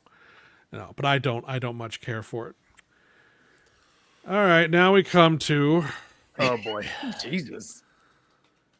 Yeah. All right. I'm curious in what order he's going to do these. Me too. I think hopefully, we. Okay. It's got to be kills, right? I almost don't want to discuss them individually to a large degree because they're so interconnected, and one's problems affect the next one. So yeah, the David Gordon. But it is Green, the most unconnected trilogy of all time, I think. It is a trilogy that is ass backwards in so many ways, and so makes so many crucial mistakes and wastes a lot of time and a lot of potential, because on a technical level they're very well made movies. They're very nice looking, they've got a great cast, the effects are very good, the mask is very good. I mean, I can't fault them on that level. And the music that Carpenter and his son did it's very good. The problem with the movie is the story. And here's a big problem, right? From the very beginning. Laurie Strode's character arc across these 3 films is in the complete wrong fucking order. It doesn't make any sense at all. In the first movie, now since they've disposed of Halloween 2 in the timeline, they're going strictly off the first movie. By the time we see Laurie Strode in Halloween 2018, the only events that have happened to her regarding Michael Myers was that one night. Now, I'm not saying that wasn't a horribly traumatic fucking night, but it was the one night. Michael Myers hasn't been seen in Haddonfield or really even talked about at that point in 40 years. Okay? She is a hermit, a complete antisocial nut job. She's got booby traps all over her fucking house, won't talk to anybody, acts like a complete psycho bitch to anyone who does talk to her, and she's convinced that Michael Myers is coming after her and that she's going to come back and she's got to be ready. Now, okay. She's Linda Hamilton from Terminator 2, but that's what she's doing. To an even more out of control degree. Yeah. When did this woman have a relationship with anybody. When did she raise a kid? How did she raise a kid? Did this woman go to PTA meetings? Did this woman, I mean, this woman is completely out of her fucking mind. And it doesn't make any sense. Now, cut to Halloween Kills. She's basically in hospital for half of it, but then later on, Michael Myers has come back, has wiped out a third of fucking Haddonfield, including her grown daughter. And unlike the other time, she has not been in an asylum for 40 years. They don't know where he is. He just disappears after the events of Halloween Kills. So where do we find her at the beginning of Halloween Ends? She's Susie Happy Homemaker making goddamn cupcakes. She loves like, Halloween now. Yeah, she's just like, you know what? Life's She's not so like- bad. It's like, what the flying fuck is going on here? That's who we should have seen in Halloween 2018. And the crazy hermit bitch is the one that should have been in Halloween Ends. 100%. That would have made complete fucking sense. But no, it's completely reversed, and Well, it doesn't make any goddamn sense at all. That's because they were writing as they were going, man. There is no way that they had 3 stories lined up in Well, that apparently way. they didn't. Apparently they didn't. I had always thought that the plan was to do 3 movies from the beginning, but Well, apparently that's what they said from the like pretty much, but that's where it's like there's no way they had Just- this plan it like doesn't that, make any Cunningham sense. and all that There's no stuff. way. Like that was just made up like when they got No, there. Like, and that wasn't and part so of the plan. Halloween, the 2018 one is probably the best of the 3, I guess, in terms of story, because if you can get over and it only really works if that's If the it was only a one. standalone movie, Yeah, if it's the yes. only one, it kind of works. It kind of works. Except then comes Halloween Kills, which, by the way, is the lowest of the low for me of all. Of them. Really, it's so funny. I found myself liking that one the best. now. I hated Halloween Kills for a number of reasons. Number one, the whole evil dies tonight thing. Every time God. they fucking say that, I wanted to punch my goddamn screen. It is such a lame thing. And Tommy Doyle is such a fucking buzzkill. They're at this goddamn like open mic night, and he's sitting there, and he gets up there. I just want to remind everybody that people died 40 years ago, and everything sucks, and you suck. And that happens exactly He's like awful. it's in like, what an that, yeah. asshole you are. And so that's dumb. The kills are way over the top, and they're fun at points, but they're really dumb. And it requires all the characters to be in the dumbest position when they get killed. It just doesn't make any fucking sense. Laurie Strode is a non-entity in the movie. I mean, she just sits She's in a barely fucking in it, hospital yeah. bed. Again, it's I like, was really confused by that whole like why they chose that route too, where she's not even in the movie, and then No, it's it doesn't- basically Anthony Michael Hall's movie. yeah, Like, and he's you don't the like main his character at yeah, all. He sucks. So And yeah, then they keep switching, and there's that whole. Then there was that whole stupid thing with the other inmate that escaped that somehow Oh, they that think was is fucking Michael terrible. Myers, That's which the makes worst. no sense. He doesn't look anything like Michael Myers. He's about as threatening as a Smurf. It looks And more I'm like Danny DeVito. So that's all Yeah, it stupid. was And then, bad. of course, you have the gay couple, which is not done in a very well. It's like, was it Big John and Little John or whatever the hell it Yeah. was? oh yeah, And it's like they got 2 really cool actors to play these characters, and then they just wander around their house again. It's just, Is it worse than Exorcist Believer? no, well, what isn't? But at the end of the day, that was stupid. And then there's the reviews, the pitch meeting series did one on Halloween Kills, and he had a moment that was so perfect.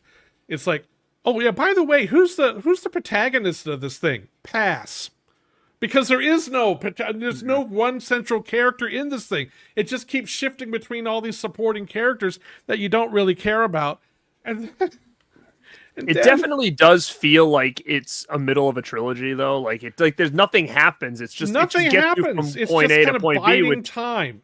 It's right, just that's biding time. 100% what it does feel like. There's no real, there's nothing to it. But I found it fun. But at the same time, like when you see what ends becomes, it's almost like, well, what the fuck? This was a big waste. Well, and then at the end of Halloween Kills, it's like, all right, everybody, okay, Michael Myers is right over there. Would everybody in the neighborhood line up neatly and one by one, can we please Beat the just shit out attack of him. Michael Myers? Let's piss on him.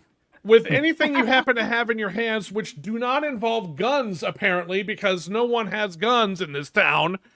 I mean, one woman's carrying an iron, for Christ's sakes. Yeah. Yeah, I think Pizzelle had her on a. She fucking tracked her down. No, he did. Yeah, he did. The Iron Lady. Oh God. So it's Oh, one of those shit. films where I got so angry at it because it was so insultingly dumb. I mean, What just about how- the flashback scene?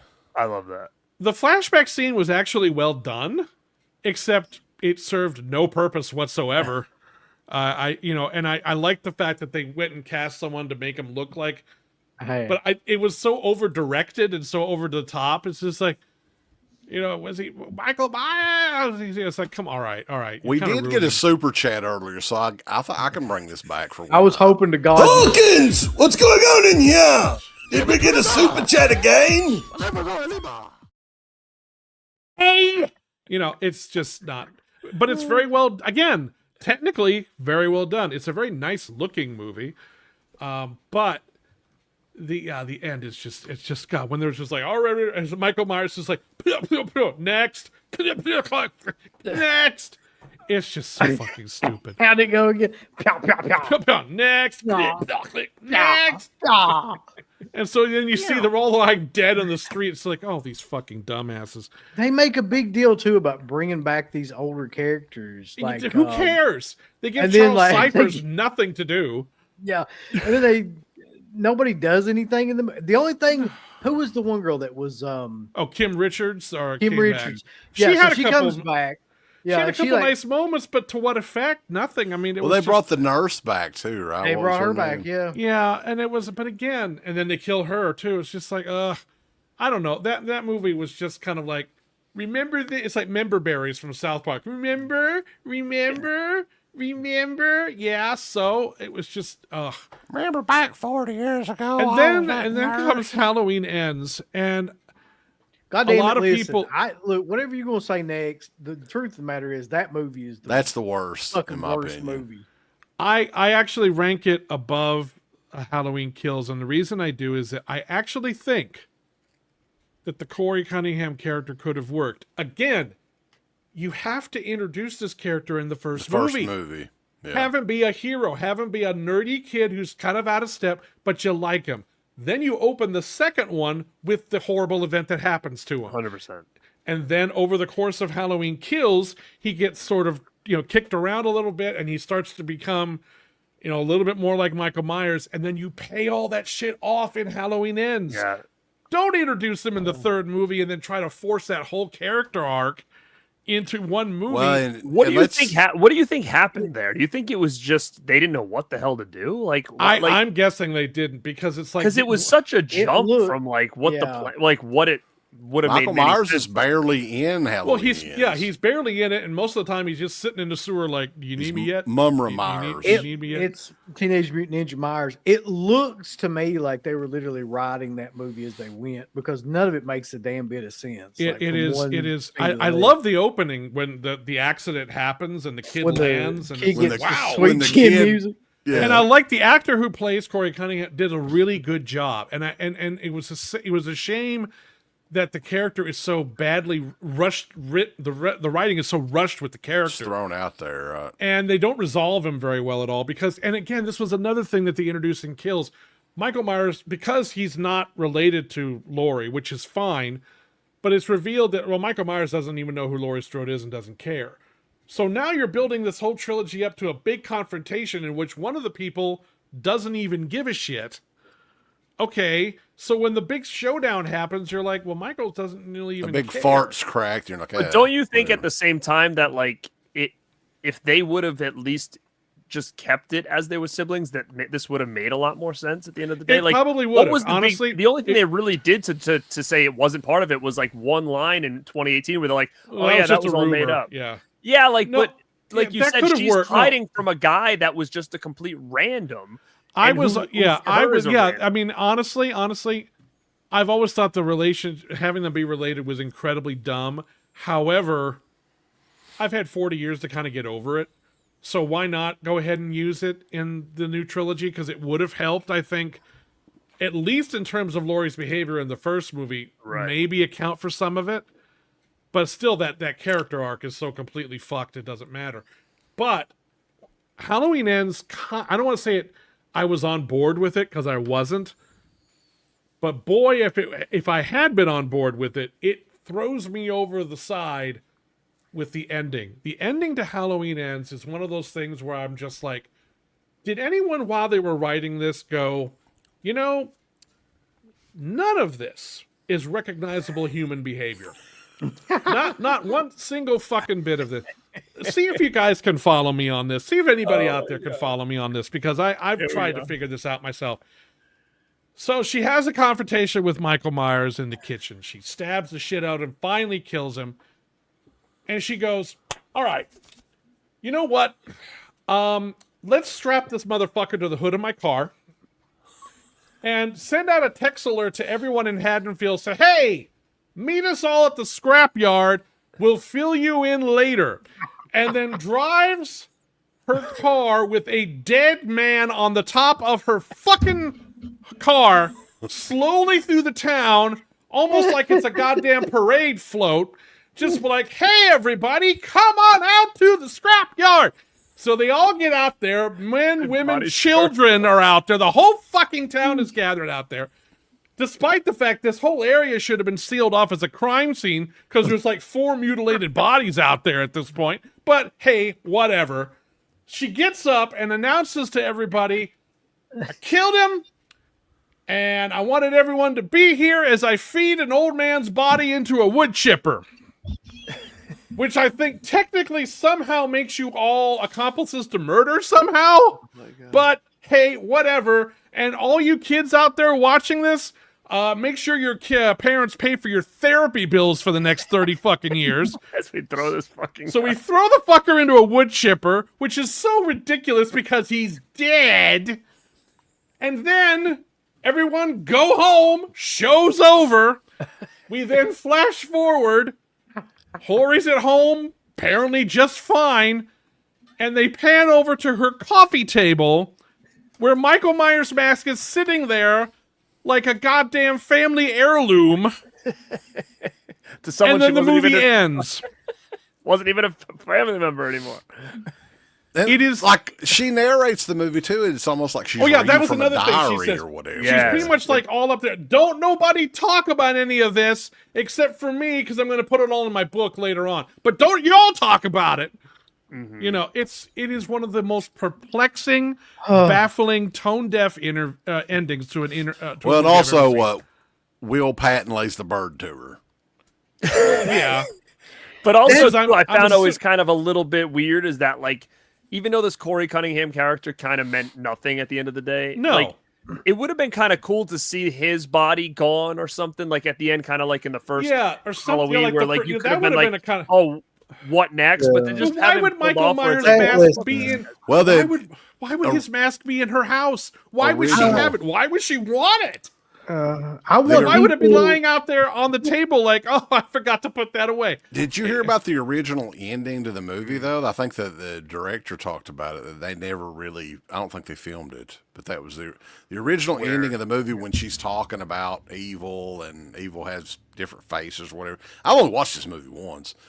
They were supposed to show a mask factory, right, with Michael Myers masks and the masks from Halloween 3, and kind of introduce Silver Shamrock again or something like. Did you hear about that? Yeah, where it was the going to be mask would the have been masks were going to be possessed made like by that, yeah. Silver Shamrock, which I would have enjoyed just because I'm a big Halloween 3 fan, but nobody else would have cared. Or And I think that's why they didn't do it, because they didn't think people would understand. No, But at the and same I- time, I I feel like as a understand. fan, it's kind of like, oh well, we just finally connected 3. So it was like, a little I too would've inside. kinda It was a little marked too out, yeah. inside baseball, I think. For the it's just come on. It's like you're doing this for out of the 100 people who are in this theater watching this right now, you're gonna have 3 people go, oh yeah, and that's not really gonna do the trick. So we got that wonderful ending instead, which oh Christ. But yeah, those honestly, all 3 of those movies are just they're Dog not shit. they're not good. And the How sad would, thing is, you can see Jamie Lee Curtis really trying. She's really trying. She's not walking through any of those performances but the movie has so perpetually screwed her in terms of an effective character arc for Laurie that her performance comes off as completely schizophrenic, and it doesn't work. And it's just, yeah. My favorite thing though was those interviews that she did around each one of those films where she's trying to sell them and shit. It's all about trauma. She's like talking about Halloween Kills, and she's like, it's about like the current vibe of like the cult. It's like, no, it's not. It's not about anything. That's the problem. Halloween Kills isn't about anything. How would Tom Matthews call out Michael Myers, Wes? Oh, at the end of Halloween Ends. What would he say to him? Like, God damn it, get me the fuck out of this stand, Slippy! This is the shittiest movie since, I don't know. Yeah, the last Halloween movie. So yeah, honestly, even though I think they're better, Come on, you pussy! so even though honestly, all three of those movies, all three of the Halloween movies, the new trilogy, they're better made films than a lot of the other ones in the series. But it's sad that I can honestly put Resurrection ahead of all three of those. For some reason that movie doesn't piss me off as much as those other three. Yeah. So yeah, that's my order for the Halloween movies. Basically, a classic, a couple of really good ones, and a whole lot of crap. It's just, and I've never. Here's my problem with Michael Myers, and a lot of this could be addressed to Jason Voorhees as well. Michael Myers, they're just, I'm not interested in there's no character there. I don't think there is a character there. He's at his most effective when he is a blank slate. And the more you learned about him, the more they tried to give him a story or any kind of a purpose, it just fell apart for me. And the movies are so boilerplate. It's like, what happens in Halloween? Michael Myers comes back to Haddonfield and kills a bunch of people. Okay. What happens at Halloween 2? Michael Myers is still in Haddonfield and still killing a lot of people. Well, what happens in Halloween 4? Michael Myers comes back to Haddonfield after a lot of years and kills a bunch of people. What about Halloween 5? 1 year later, Michael Myers comes back to Haddonfield and kills a bunch of people. How many different movies, too, does Michael Myers, like hijack a fucking ambulance or something? Yeah, there's always some. He's a good driver, yeah. And then Halloween 6. Michael Myers is still around and apparently still killing a lot of people, and there's rocks. Halloween 2 H2O. Well, he's not in Haddonfield anymore. Great. He's not in Haddonfield anymore. Great. What's he doing? Oh, he's just killing a lot of people.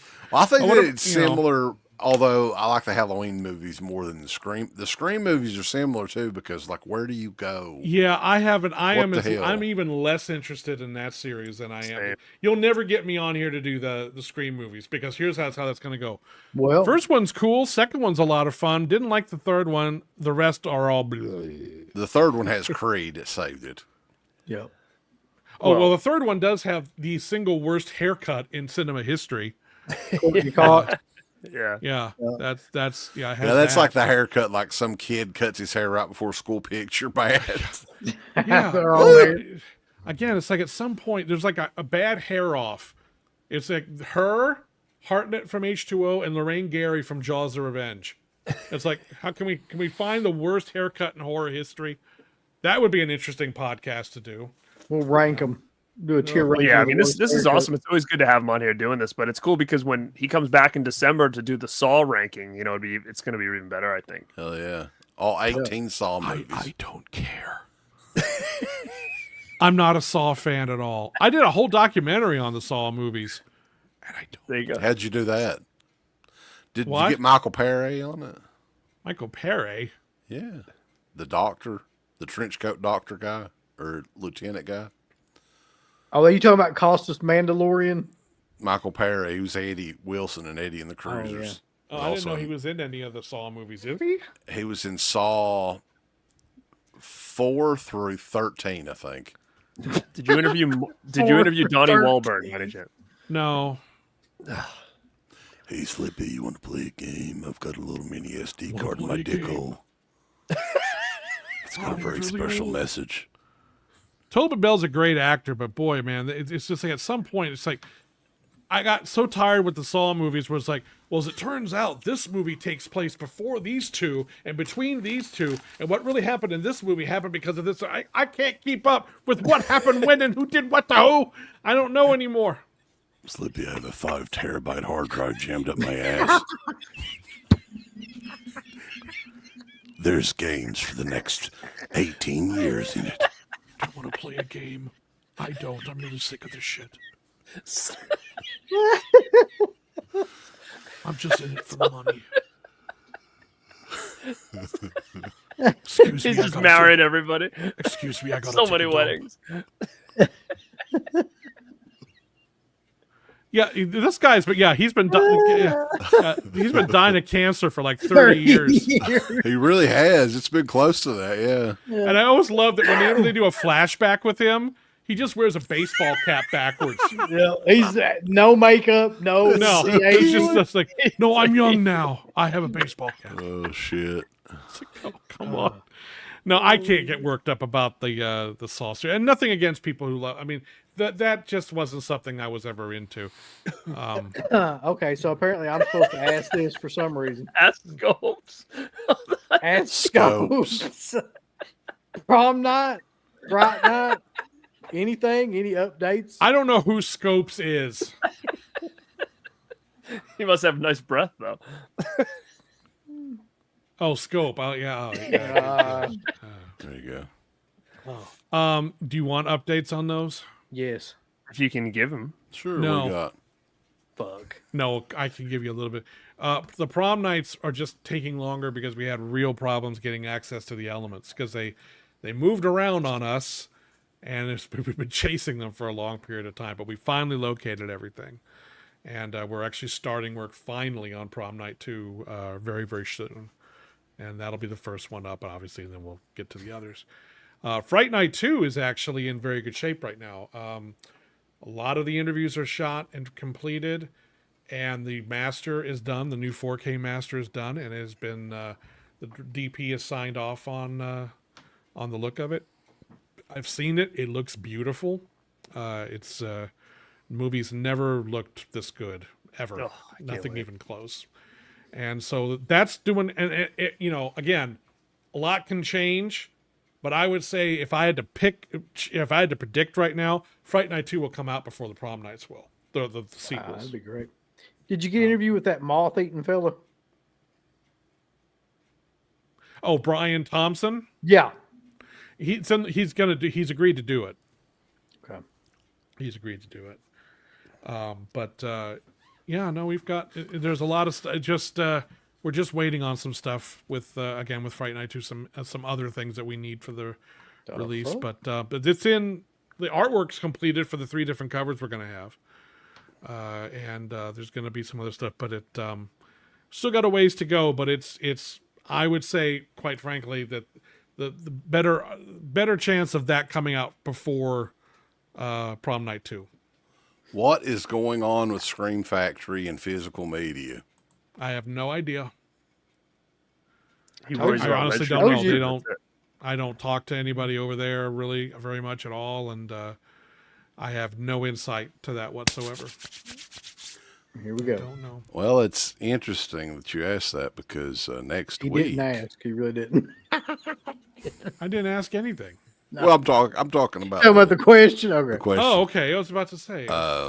Mark from Orbit had some news on his YouTube page recently, so I thought it'd be a good idea to get him on for a live stream. Not only talk about that shit, but Orbit DVD in Asheville is like one of my favorite stores, and we're going to have him on a week from tonight on a live stream for the first time.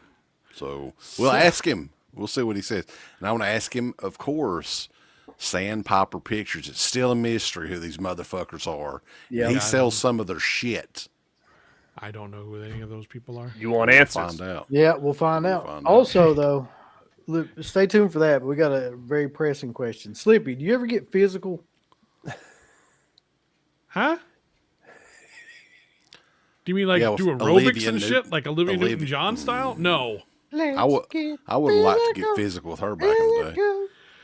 I gotta say, some of these things are hilarious. Here's one. Here's a great question. Hey, Slothy, any new Vestrons on the way? Yeah, is there? We got. Well, I just Hider in the House just came out. Oh, that was a good one, man. Good one on that. I'm really happy with that one. That's actually one Yeah. of my favorite ones I've worked on. And we did a brand new transfer for that the director sat in and approved. So he was very happy, and it's a great looking disc. And it's a movie that I was surprised by. I don't think I had ever seen it. And when I watched it, it's like, oh, this is not the movie that you think it's going to be. It's much more thoughtful and more textured than that. Because you would think, well, Gary Busey's hiding in a house. This is just going to be batshit crazy. It's not really. I really enjoyed that one. That was a lot of fun to work on that one. But there's at least 2 more coming, and then I'm working on both of those. Actually, there's 2 or 3 more. There's a couple I'm not working on, but there's 2 more that I will be working on that I'm very excited by. Very, very excited by. Let's see what other questions are being asked in a nice, calm, and Well, respectful they've got it manner. set up pretty nice now. If you want to, we'll just go through the questions quick here. How would you feel about being called Slinky instead? I don't. Whatever. It's Are better than the- being called, something else, I guess. Are the same people working on these restaurant titles? The whole shift to their website has sucked ass. What do you think about that, though? They're pretty much website exclusive on the Lionsgate Limited, and the price is tripled. I don't have a thought on that really. I mean, I'm not involved in that at all. I have no input into that decision whatsoever. They must be doing well. I mean, they're doing a lot of titles through that.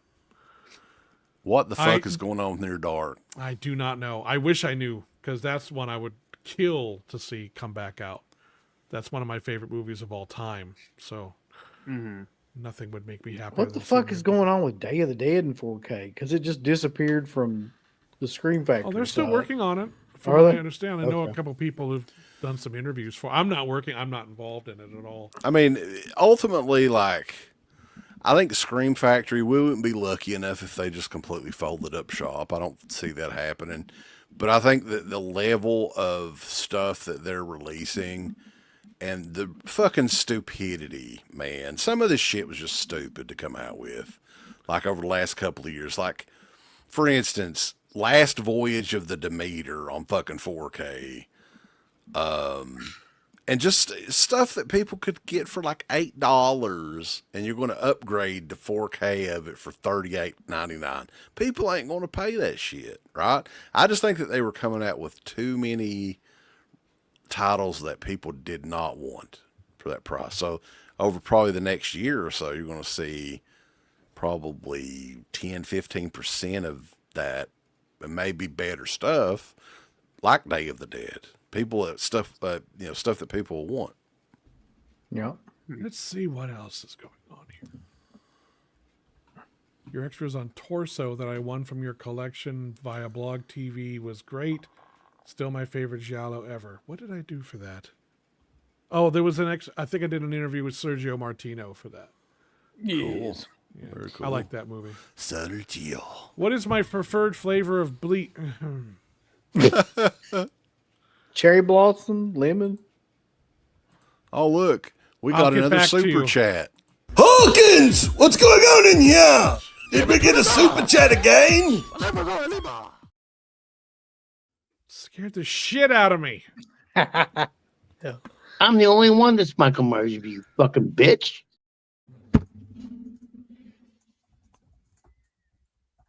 Did you just disconnect my fucking headphones? No. Oh. My preferred flavor of bleach. I don't know. That's not the super chat. Wait. I'm about to say, Jesus Christ. Wait. You got it. Thoughts on why Warner's didn't do commentaries and more interviews for Nightmare Set? Well, I have thoughts. I would love to know. I really wanted them to do commentaries on 2 through 6, and they didn't. I don't know why. Why do you bring the directors in to do interviews that last the sum of 3 or 4 minutes apiece? I don't know what it's a closed shop over there at Warner Brothers. They don't hire outside people. So I don't know why they made the decisions that they made. I'm not happy about it either, but look, I'm sure they had their reasons. So I guess that's all I can say. Apparently the movies all look fantastic though. They So do. that's- They look great. which is the main thing at the end of the day. But still, it's like The commentaries would have been cool, though. that would have been that's- great. I mean, I would have. I mean, especially since all these years there haven't been any. Right. You know, number one had one, and then of course New Nightmare did, but all Dude. the ones in between never did. And Robert Englund is a talkative guy. They could have got Robert Englund, the two directors that they had, Chuck Russell and Jack Shoulder. Yeah, and I know Yeah. Jack. I've done stuff with Jack a whole bunch of times. I would have gone down to Asheville or wherever he lives and done. I would have. Yeah, and just done a I feel like I can almost guarantee too, like all of those main people would have done it too. Like Mark Patton would have done it. I feel like Oh, a lot of them would. Tuesday night, like all. But those even people if would they have done didn't want to spend that kind of money to bring those in, those three that they had for that 8-minute series of do something with. shorts, Yeah, there were a lot of. they could have. Yeah, I was disappointed. I was very disappointed. Dream Warriors commentary with Chuck Russell and Robert Englund would have been great. Yeah, it would have been awesome. But Rennie Harlan and Robert Englund for 4. I would have loved that.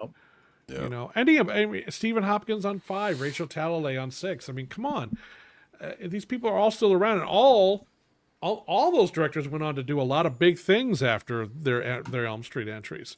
It was a big entryway into the business for them. Prayer Oh, on Roller Boys. I would man. love that, man. Let's Slippy, figure that it would. out. I think that would be a good one for you to try to get. Like that would. I mean, that's Yeah, I kind of an don't know. underrated, weird, like obscure cult movie. It is, yeah, it is. He's probably already got it. Here we go. No, I do not already have it. I don't know. That was a pretty vague Yeah, answer. the way he no sells It's it, you can usually- tell. Oh, Leaf Yonkers Darkness. Yeah, you know, I don't know. I talked to Leaf about that not long ago, earlier this year, actually. He's still working on it. I don't know if something happened with the Arrow deal or not. I don't know. But Yeah, I do know he's still working on getting it back out. He has worked on the restoration of it. I think he's actually looking for someone to take it on, to be honest with you. So Oh. Mm-hmm. Yeah, I don't know. I don't know what happened with that. But I hope it comes out. But yeah, that was I says the remember guy you- with like a company, basically. Well, if Leaf wants to talk to me about it, I'm happy to talk to him about You it. talk turkey, baby. Well,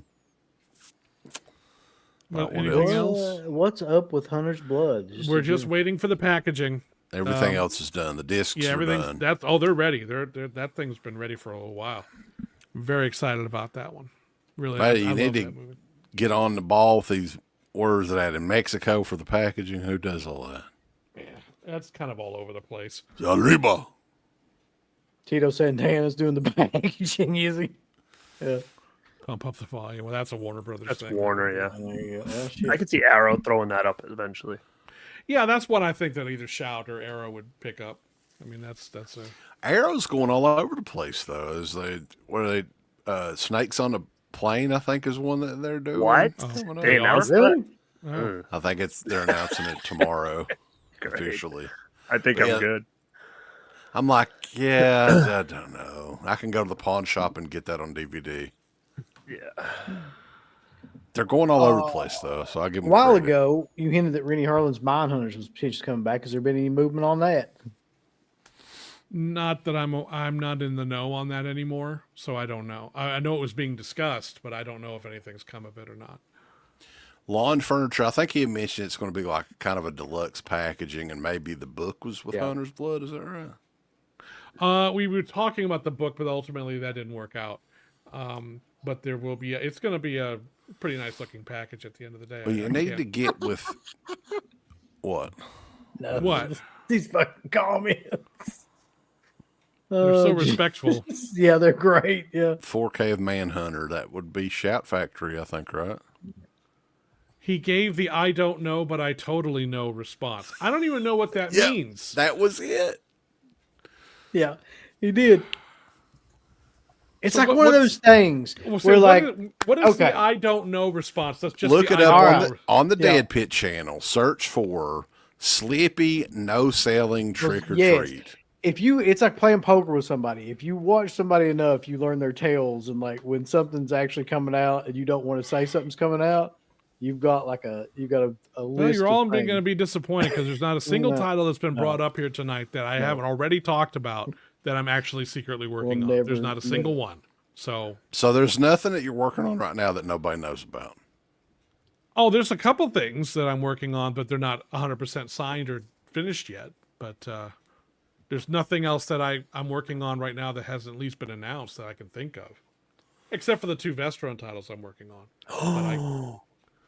Any hints? No. Summer Camp Nightmare. Yep.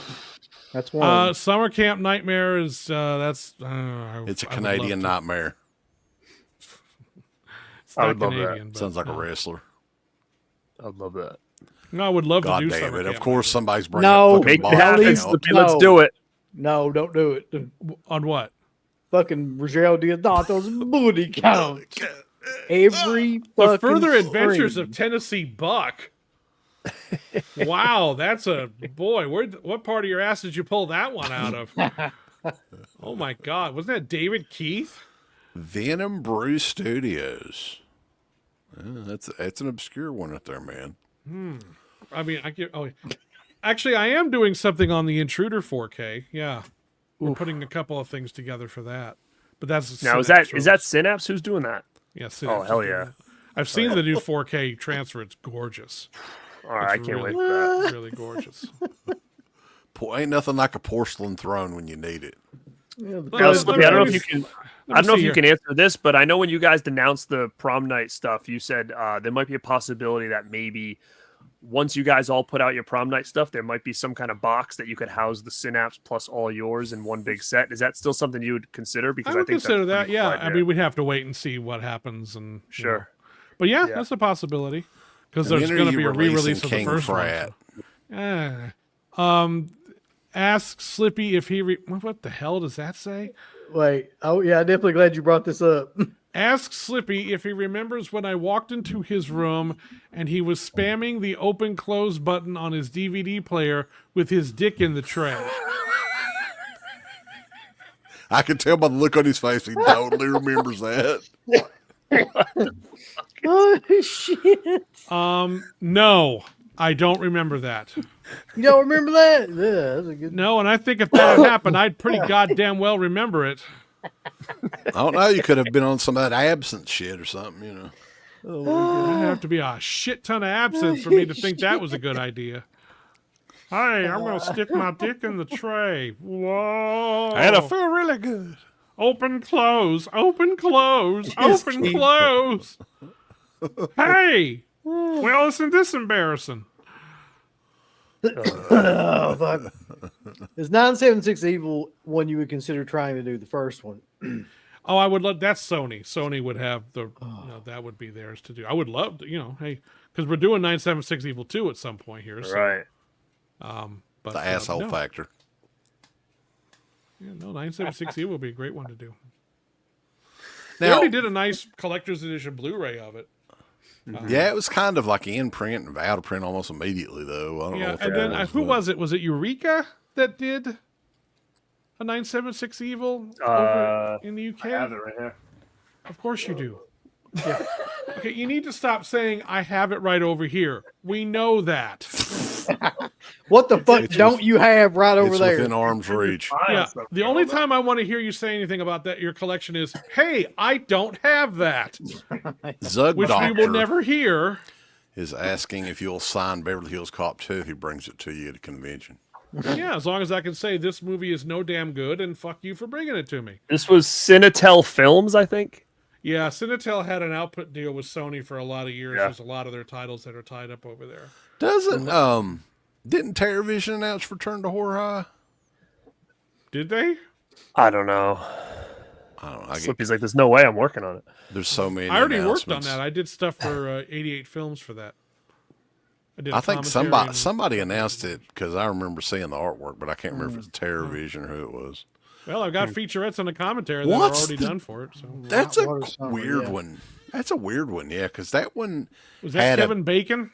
Yeah, and what Sean number, Astin. Yeah, That one, like the DVD came out in 99, I 2000. think that's another Sony one too, isn't and it? it's never got a re-release ever. It's so weird. All right, so Well, I could answer all these questions forever, but I don't want to. Yeah, we're well over the 2 hour mark. So, Slippy, we appreciate it. And But I do appreciate. Look, I know I give a lot of shit, and I know I give, I make it seem like I don't enjoy a lot of this, and I'm pissed off and irritated by a lot of this stuff. I know that I make it seem like that. We love you, dude. And everybody said how great that you were on the podcast, the Anchor Bay podcast, man. We just love hanging out, dude. That was fun the other night. we're all best friends. Wait a minute. You're just gonna end Yeah, it I there? know. You're not gonna fucking be like, I am actually like pissed off all the time about all this stuff. Oh. I see. Because I didn't finish. Yeah. No, you didn't finish. Go ahead.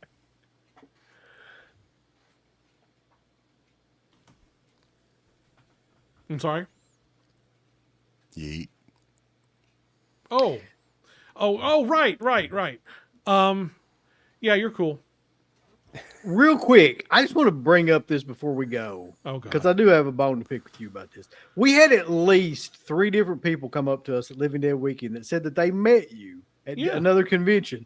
And they said that they introduced themselves by saying that they listened to Dead Pit Radio. And you said, and I quote, why the fuck would you want to do that? And then you just quit talking to them. Okay, first of all, that is completely untrue. No, I always express disbelief because I can't believe anybody listens to the show. That's the only reason. Oh, we've had right at close to 300 people the entire night, man. No, I jest, but actually, it's especially at Living Dead Weekend. I get more people yelling out Slippy or Hey Two Scoops or oh, I saw you on Dead Pit, you're so funny.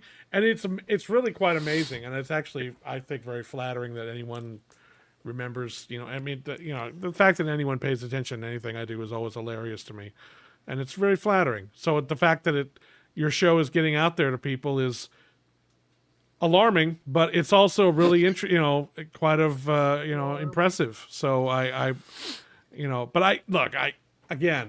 make a lot of fun and everything, but I do enjoy coming on the show. I've been coming on your show for what, 20 years now? Oh, Yeah. it's pretty close to that. Yeah, almost 20 years. So, clearly there must be something about this I enjoy, because Well, there's definitely a good chemistry back and forth with everybody too. We're all like, there's something to be said, like, for people that have known each other for so long, because the level of giving a shit is just like whatever there's not a filter, right? Now, there's no politeness. There's no kind of like, and there's also no chance of really getting offended by anything either. No, no. At the end of the day, it's just like we're all full of shit. So it's just like, whatever, that's fine. But Garrett mentioned the Anchor Bay podcast. So I had the podcast scheduled to go, the actual audio, at midnight on Halloween. So technically it should already be up. If you guys want to check that out. It's also on the Born to Be Rad and Dead Pit YouTube pages. Everything you ever wanted to know about the Evil Dead, Book of the Dead from Anchor Bay, which ultimately I was thinking it's definitely top 5 physical media releases ever. Has to be. I would, look, I can't be objective about that at all, but it was something special. It really was a very special release, and certainly from my memories, for just all the work that went into it and all the ups and downs that we had with it. There isn't really anything else like it, and it's something that has certainly maintained its reputation over the years, even though a lot of them are falling apart. But I did recommend that makes the ones that aren't a little bit more sought after, because I did recommend a spray to Wes that's perfect for helping to preserve those things. Yeah, I'm gonna try it out because I've what was got it called one. again? Yeah, it's actually, you know what? That's a good thing to actually kind of put a little thing out, because for many people, It's like a dabber. The one that you sent me is like a dabber thing. It's a little push spray thing that you can get, but you can get it in a couple different ways. But the one that I would recommend, and my cat is trying to eat me. Stop it. It's 303 Products Rubber Seal Protectant. You can find it on Amazon, and it's not a silicone that can tend to sometimes have an adverse reaction with the rubber. But this stuff is really good. It like rehydrates the rubber or something. Yeah, right? and it protects it, but it doesn't put a big like layer of lacquer all over it. It just kind of, it's probably the best stuff. Because I've got one from Australia that's like completely like tater chip dry. So I might try it on that first. See what it does. because they used an increasingly thinner rubber for every book that came out. So the Australian one, the rubber layer on that was like almost paper thin.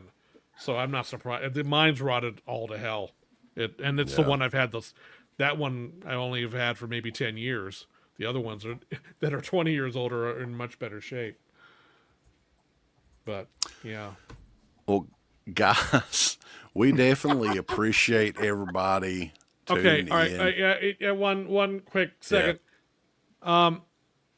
It says, "See, Slippy don't eat pussy. Pussy eats him."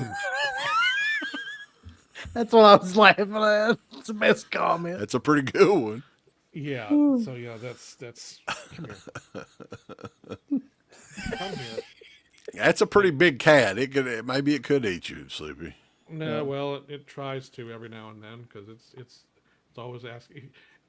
This cat, I serve it wet food in a little metal bowl, and every now and then when it wants food, it'll just go in the kitchen and take its foot and clang the bowl all around the floor. And I'm like, fuck you, I am not coming in there. And clang, clang, That's clang, killer. clang, clang. I'm like, kiss my ass. Clang, clang. It's like, you asshole. That's cats for you, though. Yeah, no, they...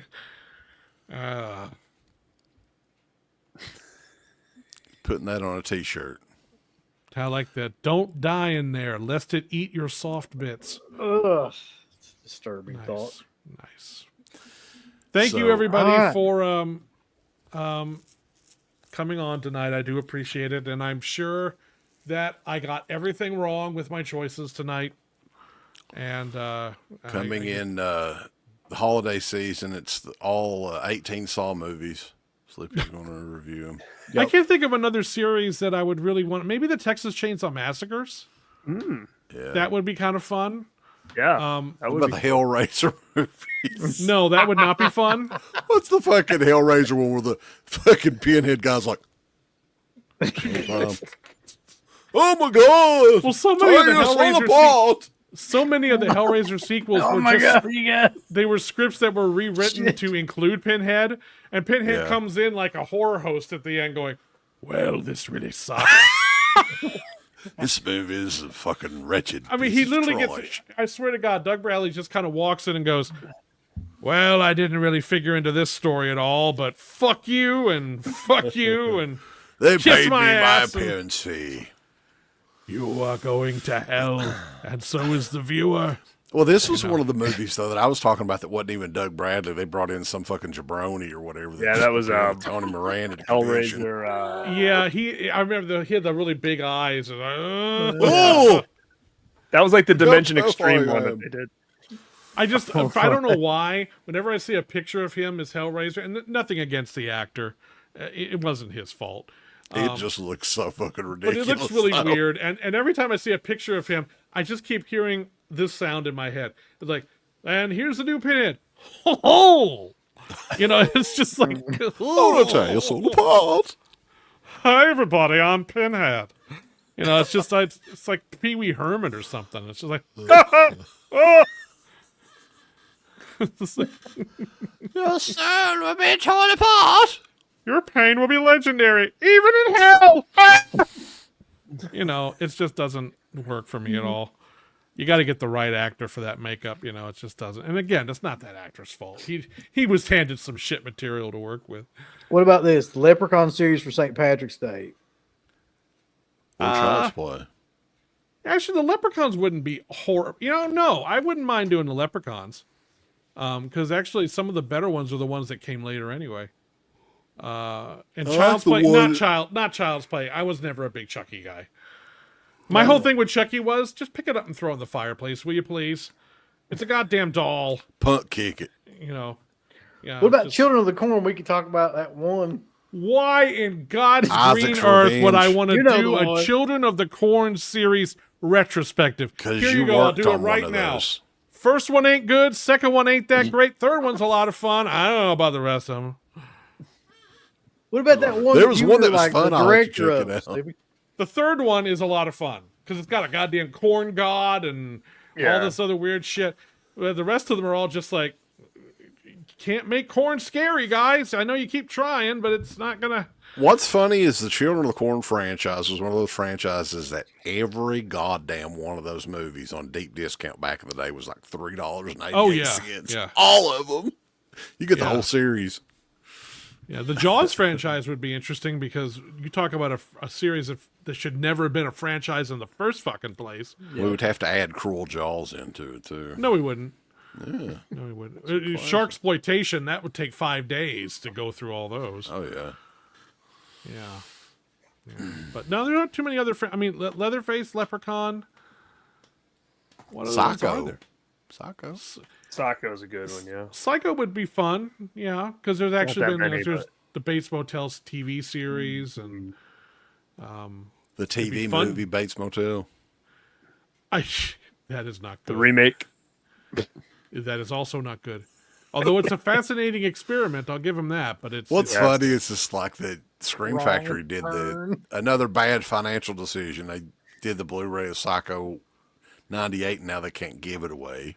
It's like now I could do the $5.99 Silent Night, a month. Deadly Night series. That would be, and the Howling series I would do at a drop of a hat. Oh, all right. We'll start. We'll get all these together. We'll do these. Yeah, Oh, that'd be I would. great. The Howling series for me is one of the most glorious what the fucks of all time, because it's just like, huh, what, huh, and I mean, it's just, yeah, a creep show episode ranking. We did Well- that. Well, I mean, me and Yeah, Uncle we Bill did. did that. I mean, that would just be the first two movies. I don't know if you'd want to include the whole. TV You didn't get show. the third one for $7.99 that sale. That's still $7.99 too much. Yep. Oh, here we go. This one will take a fucking week. The Witchcraft series. Hell no. To the Dude, no, that- no, no. Hell That's a to the box no. set. That's a box set for you to come out with. Oh, I would like to end. I know we've already gone for a while, but I would like to end this with a. I don't think it's going to probably. It's only gotten a very small theatrical release, and I'm sure it'll be on streaming sooner or later. But I did have an occasion. I would have seen it in Pittsburgh this past weekend had I gone to Living Dead Weekend. But I did have an occasion on Monday to go to a local theater and see Queens of the Dead, which is the directorial debut of Tina Romero, who I've met a few times over the years, and she's always been really cool. I have to tell you, Queens of the Dead is really good. It's a really, really good movie, and I was really impressed with the fact that, look, zombies are in her blood. I mean, she's had them in her life since she was, born, and she could have just as easily done just a simple pastiche that was just another zombie film like her dad used to do, but she really used the zombies to do something interesting and original that's very close to her heart. And it's not a film that her dad would have made, and yet it still has a little bit of his DNA in there. And that let me say, the best thing I can say about it is, if you took the zombies out, I was still on board with those characters. And that tells you everything you need to know. So if you have an opportunity to go see Queens of the Dead, go check it out. Because it's a world, the world that this movie takes place in is not one that I was familiar with. It is not, it has not been my life experience, but she's the real deal as far as being a filmmaker. She really is. And I hope that she goes on to have a really successful career and does films of every kind of stripe, because I think she's got the talent to do it. So, I just wanted to give a little plug for that movie because I was really impressed by it. Interesting. So it'll be streaming soon, probably. I would right? imagine at some point, yeah. That's how it goes I don't know what their nowadays. plans for it, but it did play in theater. It is in theaters, at least this week it was. So, as far as new stuff you got coming out, I guess Hunter's Blood will be the next one. Hunter's Blood and Hearts of Darkness. And then What's the deal with that? Is that coming to physical first or streaming? Yes, it or won't what's be on going- streaming until sometime later next year. Okay. We don't want to. we want it to be a physical media thing first, and it's going to be loaded with extras. There's over 2.5 hours of extras on it. Nice. And, Excited for that. Yeah, and I'm very proud of this documentary. It's a really different. It's not going to be what you're expecting. It's not just a standard making of a Friday the 13th movie. It's actually got a lot of heart, and it's very funny and touching at times too. So It is technically Halloween, so happy Halloween, everybody. Yes, happy everybody. Halloween. Yeah, it's true. It's 12:31 Halloween. here, so it's been Halloween Cool. for about a half an hour.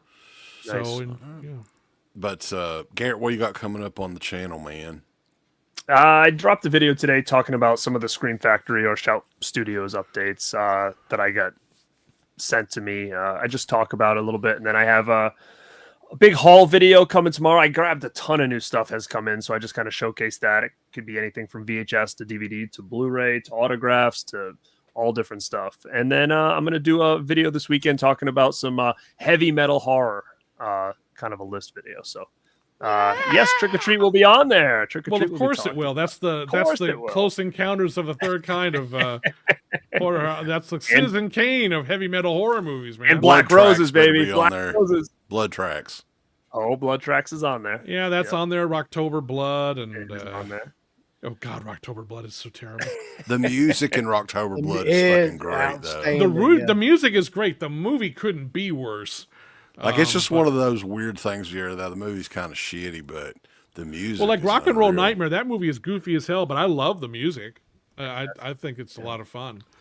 What are the other ones? There's Shock 'em Dead.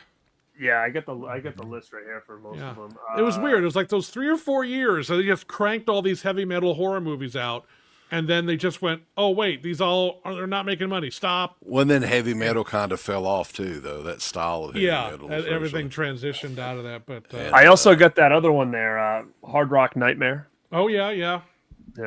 Hard Heavy Rock metal. Zombies. What was the Hard one Rock with Zombie. Demon Dave? Heavy metal. Yeah, that was it. Hard Rock Heavy Nightmare. Metal yeah. Massacre, yeah. Heavy Metal Massacre. Yeah. And I guess actually, strictly speaking, the Gate should be in there too to some degree. Of course, because of the Sacrifix, boss. Yeah. Sacrifix. Yeah.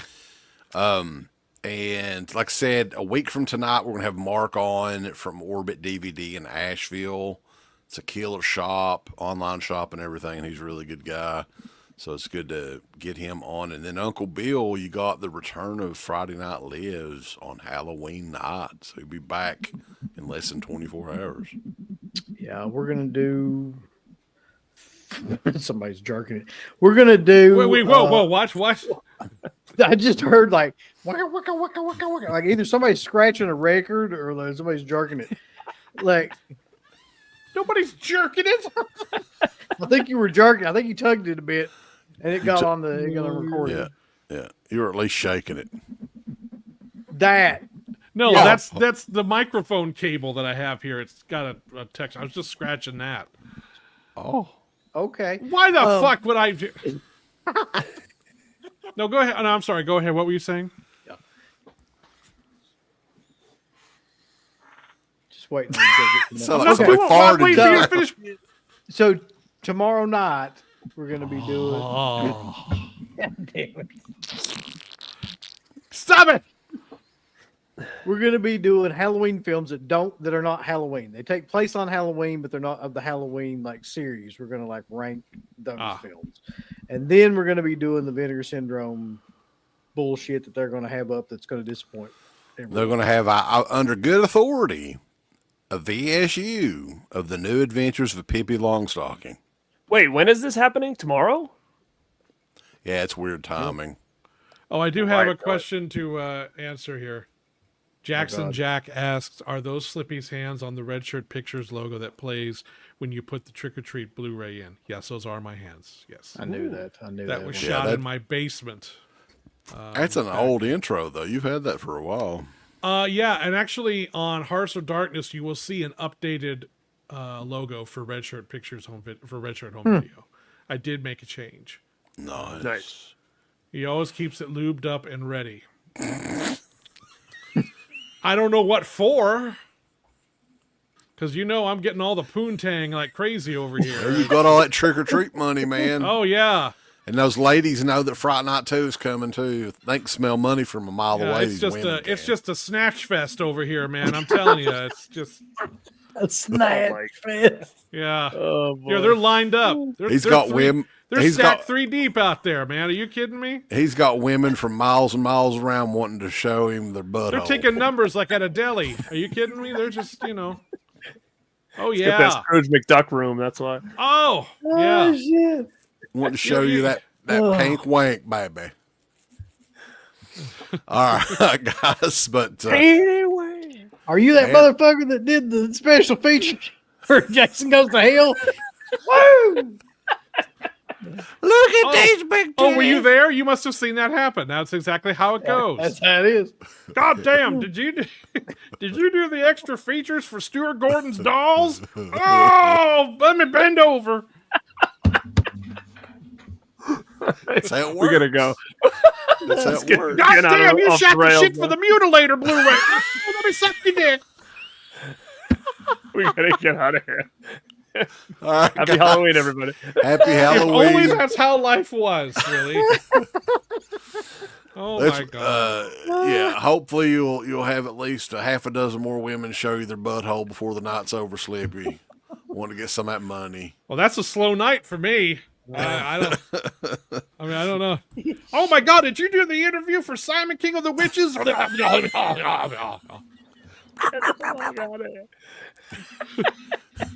Yeah, because I tell you, that's why I got into the DVD extras business. Oh, All the trim, man. That's just All the just, you know. groupies. Oh yeah, it's like, I mean, fuck the Rolling Stones. They don't know half the shit that Well, I. That's why Slippy like going to the conventions all the time and stuff. You pick up these chicks. Oh yeah, I mean, I had multi-floor orgies going on at the last Living Dead weekend. Are you kidding me? Yeah, I mean, Glass bottom boat rides all around, boss. Yeah, I about wore all the skin off my dick. Are you kidding me? That was just. Yeah, no. It's all scabbed over and shit. Oh, we'll catch you God. guys next time on Dead Scabby. Pig. Scabster. A big thanks goes out to our supporters over at Dead Pit on Patreon.com. You can get hours upon hours of great content, right, Uncle Bill? There's so many hours of content. We've got reviews. We've got songs. We've got live streams. We've got exclusive streams. We've got non-exclusive streams. We've got streams with all kinds of celebrities and all kinds of different old shows from the past podcast, the initial incarnation of the show. All of that can be yours. Dead Pit on Patreon.com. Show us a little bit of love. Give us some money because we definitely deserve it. That Patreon page is so killer that you'll rub your bird to it on a nightly basis. It's that good. You won't be able to contain yourself. You'll have to jerk your bird out and go crazy. I mean, that's how much content that we have. So much content that it's massive, and it will massively smack you in the face. You'll play with your bird so much, pretty soon you'll be looking around for somebody else's bird to play. Hey everybody, it's your favorite Filipino bitch, Miss Slatko Fudd, telling you about shop.deadpit.com. Simply the best horror shirt. On TeePublic, there are others, but they all suck. And it's the best goddamn deal on horror shirts you will ever see. New shirts, old shirts, all the in-between shirts. God damn it, fools, go over to shop.deadpit.com. You ain't down with that. You can go to fucking hell.